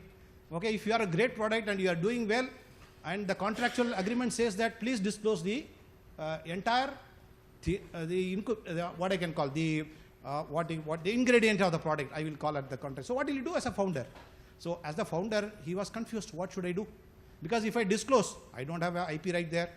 I don't know. That's the time of reality where the founder said, have I sold my company to 100 crore? It can be 10,000 crores also. Because somebody is asking me what is the ingredient of that particular product. It is a bit late for him. So what should have done? He should have continued for the thing. The story ends with a little tamasha. where he written on disclose the intellectual property, he said, great attitude is my ingredient, sir. So he, so he has solved the problem by saying great attitude, but what he meant was he could able to come out of this crisis by presence of mind. It's an imaginative story, but I must tell you, in the forum, because I also help the startups in raising fund, being on various forums, we are getting into the situation more often because the founder is not understanding what is intelligence behind this product. I think somewhere that question has to happen. That's all this IP journey is all about. It's not filing, it's about understanding your product. How do you make money? How do you ensure that the product goes to the customer last? I got 2 more points, I'll close it out. One is type of licensing we need to understand. What are the types of licensing we have in the market? So that should be there. And the last but not the least, what are the best practices? One other thing which I always come back is we do a lot of due diligence. Okay, before the POC make you think about the idea, you are going to pitch with somebody to raise fund, 10 lakhs, 20 lakhs. So you talk about idea. I think at a very early stage, you also have a due diligence of your intellectual property. Sooner or later it's better because that gives you an opportunity for you to relook your product concept itself so that the POC itself will not be a failure. You may have a great POC coming out of your product provided you start it early. I think these are the 3 factors which I thought should start with that. I would say, ma'am, from your 3 points what you said, consortium-based adjust is the best one because in consortium, I have an opportunity to make me liberal, tie up with so many well-wishers which I can want, but just be careful on consortium, in an IP, what I should disclose, what I should not disclose, where the limit of discussion should be drawn as a Lakshman Rekha, as long as it is there, but I believe that consortium is a great opportunity for us. Thank you for the opportunity, Kiva. Thank you very much. Thank you very much. We also have other examples like co-creation with MIT involving startups and academia, outcome-based funding and shared ownerships. These are also key. Perhaps now going beyond funding, sir, Dr. Chauhan, the question is to you. How can we ensure that these collaborative models go beyond just funding and truly align academic research timelines and incentives with the industry's need for timely and applicable solutions? Thank you, madam, and good afternoon to you all. So I represent the CFTRI, which is a part of CSIR. So I would be able to give you the perspective from the CSIR side. And as you said, how basically you're saying that how the from the idea to how it goes to the industry, how we manage at CSIR, I would like to tell you. So basically we start with the idea and that is funded by the in-house funding, which is known as the major laboratory projects, and where the institute funds it or sometimes CSIR also funds it. So that is basically proving the idea that this idea has some value and it can be converted into technology. And then we go to either the outside agencies for funding, for example, the DBT, DST, these agencies, or nowadays we have very strong program from CSIR where we take it up as the mission mode project, where, as you know, CSIR is having 38 laboratories across India, and any particular project, any particular technology development project which we take up, we ensure that at least 6 to 8 laboratories are involved so that we can explore the problem from all the angles. For example, I'll tell you that last year when we took up at CFTRI the millet mission project, as you know, the millet year was there, and then we took a millet mission project in which across CSIR about 8 laboratories were involved, which from where we studied it from the agriculture, like varietal, from the variety point of view to its nutritional point of view, to its product development point of view, to its safety point of view, to its the preclinical trial point of view. All those kind of things were done. And now, like that, many projects are there running in CSIR, like we have seaweed mission project, and then we have the floriculture missions. Several projects are running in that mode. And all these projects are coming out with the products or the IPs.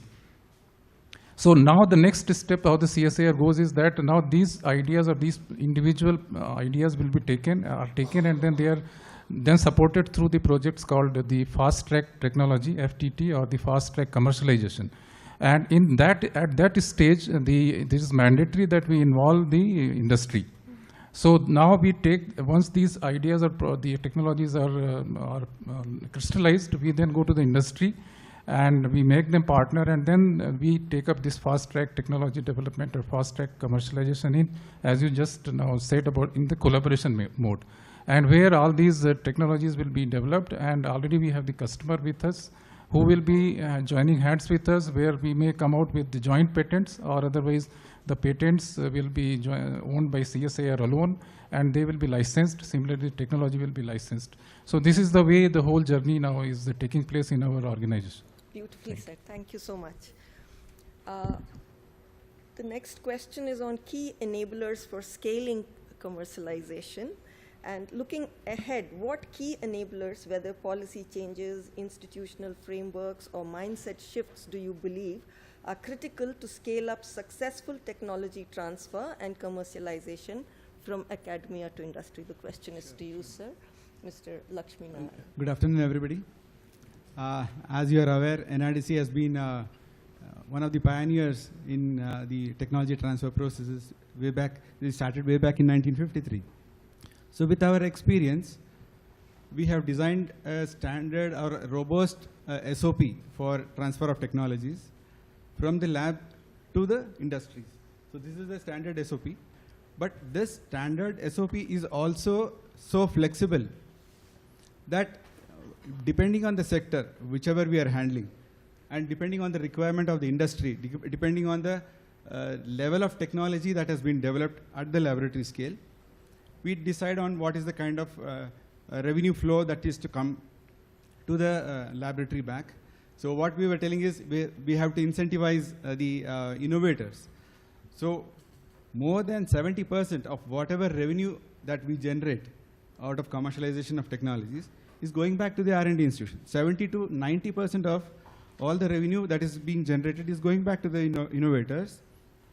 And in the institution, there is a policy that is being made. The way in which the money that has been generated or revenue that is being generated has to be divided among the institute as well as the innovators. So this is one standard practice that has been already been put in place with all the laboratories that we are having an MOU. This is one process. And for commercializing technologies, of course, we depend on the industries who are interested in these technologies. Of course, we also throw out certain challenges or the gap areas or the problem areas from the industry. And that we transfer it back to the R&D. In fact, CSR is also being continuously bombarded with a lot of problem areas based on which they are developing these mission-based projects. So these challenges are also accepted from the industry. Next is, there is a talk about the funding which is going to the industry for commercializing the technologies. So we have designed a specific project called TDVC. I think one of the beneficiaries has given a talk here. The TDVC beneficiary are going to get fund in 2 phases. Substantial amount.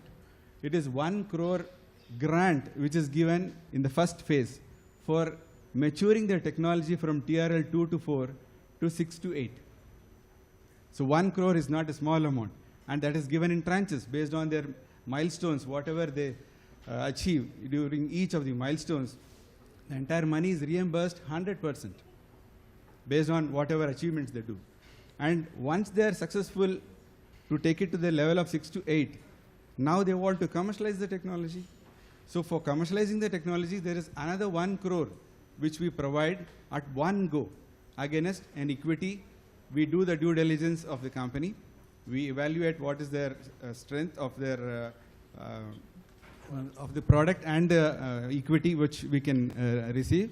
Based on that, we take an equity against 1 crore. So this is a grant which is given at one go. So I think there is no other scheme in this country giving such a big support to the startup ecosystem and the MSMEs. So, yeah. Quantum, see, minimum is, there's nothing like minimum. It depends on the valuation of the company. Depending on the valuation, it could be from 0.5 to 7%. So we have got substantial equity. We have already done phase 2 success stories. In, I don't know whether we can disclose, we have got 7% equity in Dr. Vishal Rao's company. So this is against 1 crore. So they have really done good progress using this money. And in the second company, we have invested around 1.57% equity. That is also in the medical tech region. So there is quite a high-tech products which are also being supported by NRDC in this area. And there is another kind of funding called startup fund, which we are giving it to small startups up to about 30 lakhs. So that for, again, commercializing your technology, we give another 30 lakhs against equity or against ROCD. So that is also a fund which we provide to startups. So all these are in the manufacturing sector, not in the deep tech, in the manufacturing sector. We would like to encourage the manufacturing setup, startups to get more strengthened so that they can do better business out of it. So we don't ask for what purpose they use it, but they use it usually for upgrading their technologies. I think we'll have lots more questions and we can, discuss during lunch. We need to break now. We don't have any more discussion here. On the way and at lunch, more questions. Thank you. Thank you. Thank you very much.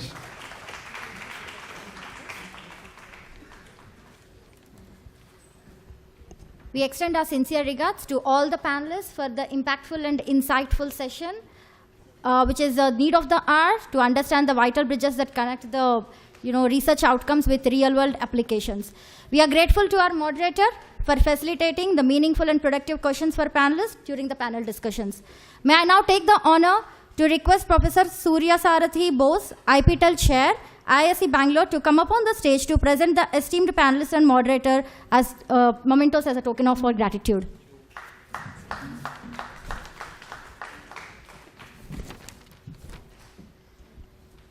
Mr. R. Anantaraman, CEO BEST, an initiative by Office, PSA. Dr. Ketaki, please hand over the mementos.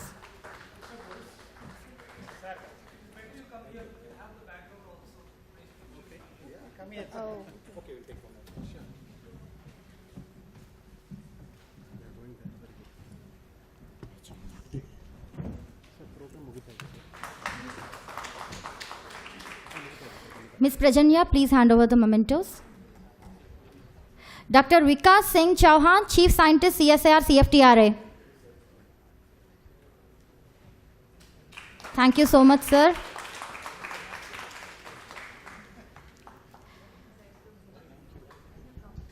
Dr. Gopa, please hand over the mementos. Shri NG Lakshmi Narayanan, DGM, NRDC. Thank you so much, sir.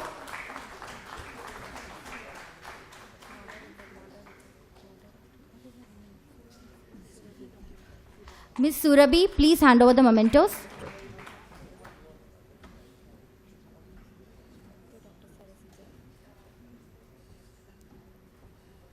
Thank you so much, sir. To our esteemed moderator, Dr. Sarasija Padmanabhan, KSC ST.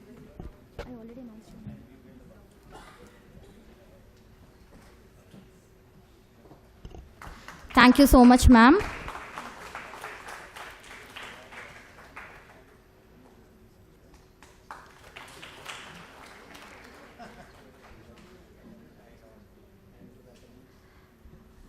So after this enlightening and enriching session, we would quickly move forward for the way forward and note of thanks by Dr. B.K. Sahu, SRM, NRDC.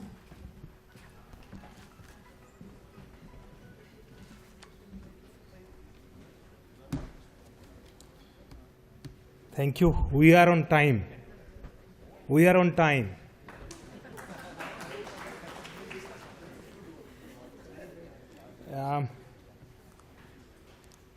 Respected leadership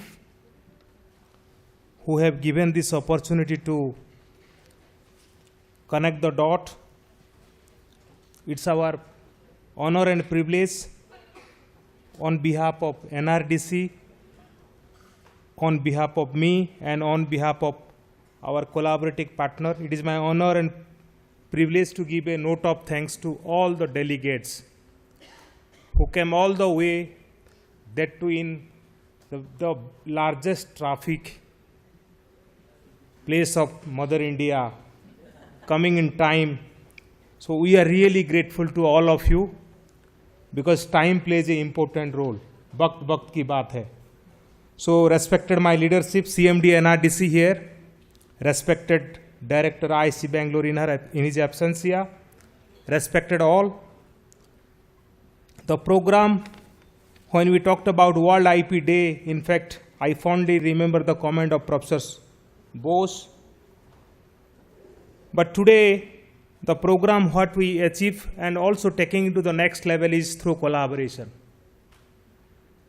And in that various session, we deliberate, discuss, minute of the meeting will also come. That will be presented to our department so that what we discuss, deliberate, what are the issues, what are the challenges, what are the opportunity. And all the speaker invitee has very well touched upon, and we grab that information and make it the documentation. Documentation is need of the hour. Today we are here, tomorrow we may not be there. But our footprint will leverage and that will connect, and many leaders like you will get. Everyone touch upon very well, systematically, and also institutionally, organizationally, nationally, and also given international perspectives. We are grateful to IISc Bangalore team, although we had many challenges, but it was not a challenge, it was a great opportunity because coming to IISc Bangalore, talking to others, very well got a very interesting stakeholder. Many of the state representatives are also here. I fondly remember and informed to my CMD, the AP MSME Development Corporation officials are here. Many professors, many vice chancellor came, sat quietly for some time, they left. So point is that they are also serious, but because of the time, we could not find time to give them a scope to speak. But life is a learning, relearning, co-learning. That's what we talked about. So topic is very, very not only important, how we can institutionalize in our institution, how we can make the ecosystem in our state regionally, and how we can make it nationally, and that will be internationalizing our innovation. India is looking for that opportunity. NRDC is committed for that and collaborated for that. And you have seen such collaboration today with two leading institutions and also tech transfer activities. This is what we wanted to bring a trust. Jo dikhta hai, wo bikta hai. And trust is most important when we talked about business. And when we talked about business today, the business is knowledge intensive. And knowledge must be acknowledged, and knowledge must be managed, and knowledge must be monetized. In that respect, we are committed to manage that knowledge, translate that knowledge, value that knowledge in the form of intellectual property in all the process what NRDC has the mechanism. We have some strength, and also you have shown your strength and opportunity, and in this platform we have all collaborated and certainly make the difference. We are grateful to all the invitees, speakers, very fantastic speaker.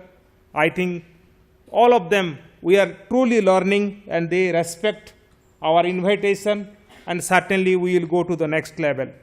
Without congratulating IPTEL IISc Bangalore, Karnataka Council of Science and Technology, Bangalore Science and Technology Cluster, CDOT, IIIT Bangalore, every day midnight we have a WhatsApp group. Issues comes, minor mistake comes, but we eradicated and we did it. And that we have shown it, how collaboration makes the difference. And we are really grateful to all of you. On behalf of NRDC, it is our honor to give a special grateful to all of you for this collaboration. I am also equally grateful to my leadership because leadership plays a very important role to enlighten, bless, in mitigating the many challenges in an organization, that too in a public organization. We did it very systematically. We connected every institution, every organization, every individual who are real stakeholder, who can contribute here. And we did it, sir, but we have some limitation.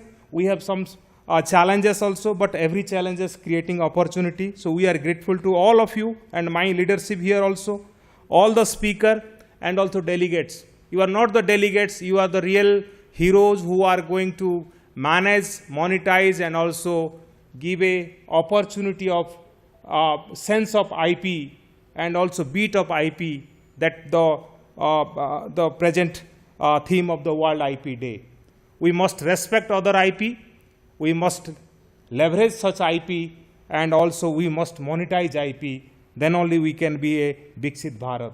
14.2 billion 2024 royalty we must not forget. We must have to take into a next level so that many more opportunity we can create. And the report will be submitted to all of you, and also let's connect and collaborate and co-create for a Viksit Bharat. And with this, we are grateful to all the team, all the print media, and also those persons who are outside giving us many such kind of scope and opportunity. We cannot forget them. And also the ISC Bangalore, because this is a historical place. Today my daughter also told me, you are speaking there? Yeah, I told I am speaking here. So I did not got ISC Bangalore, but I got JNU. So thank you all of you for giving this opportunity. God bless you. Jai Hind.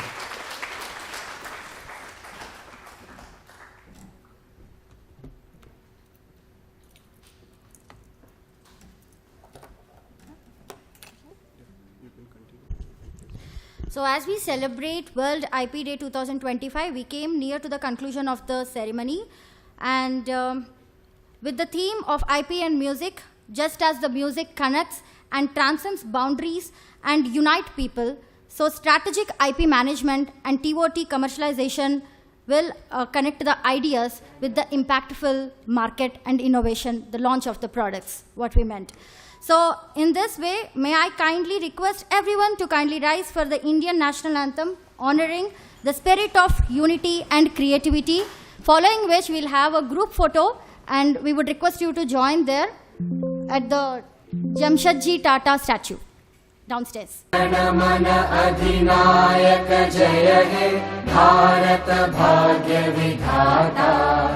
Punjab Sindh Gujarat Maratha Dravid Utkal बंगा विंध्य हिमाचल यमुना गंगा उच्चल जलधि तरंगा तव शुभ नामे जागे तव शुभ आशीष मांगे गाहे तव जय गाथा जन गण मंगलदायक जय हे भारत भाग्य विधाता जय हे जय हे जय हे जय जय जय जय हे जय Hind.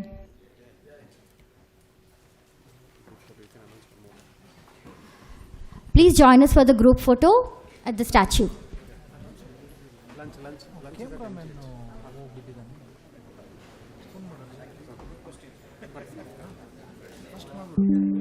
Yes.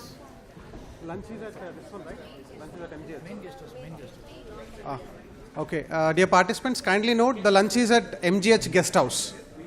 Yeah, main guest house. Okay. So our representatives will guide. Yeah. First, we can have a photo here in the front of auditorium, Jamshedji Tata statue. Then we'll move to lunch. Yeah. I request some of our coordinators to kindly escort them for the lunch.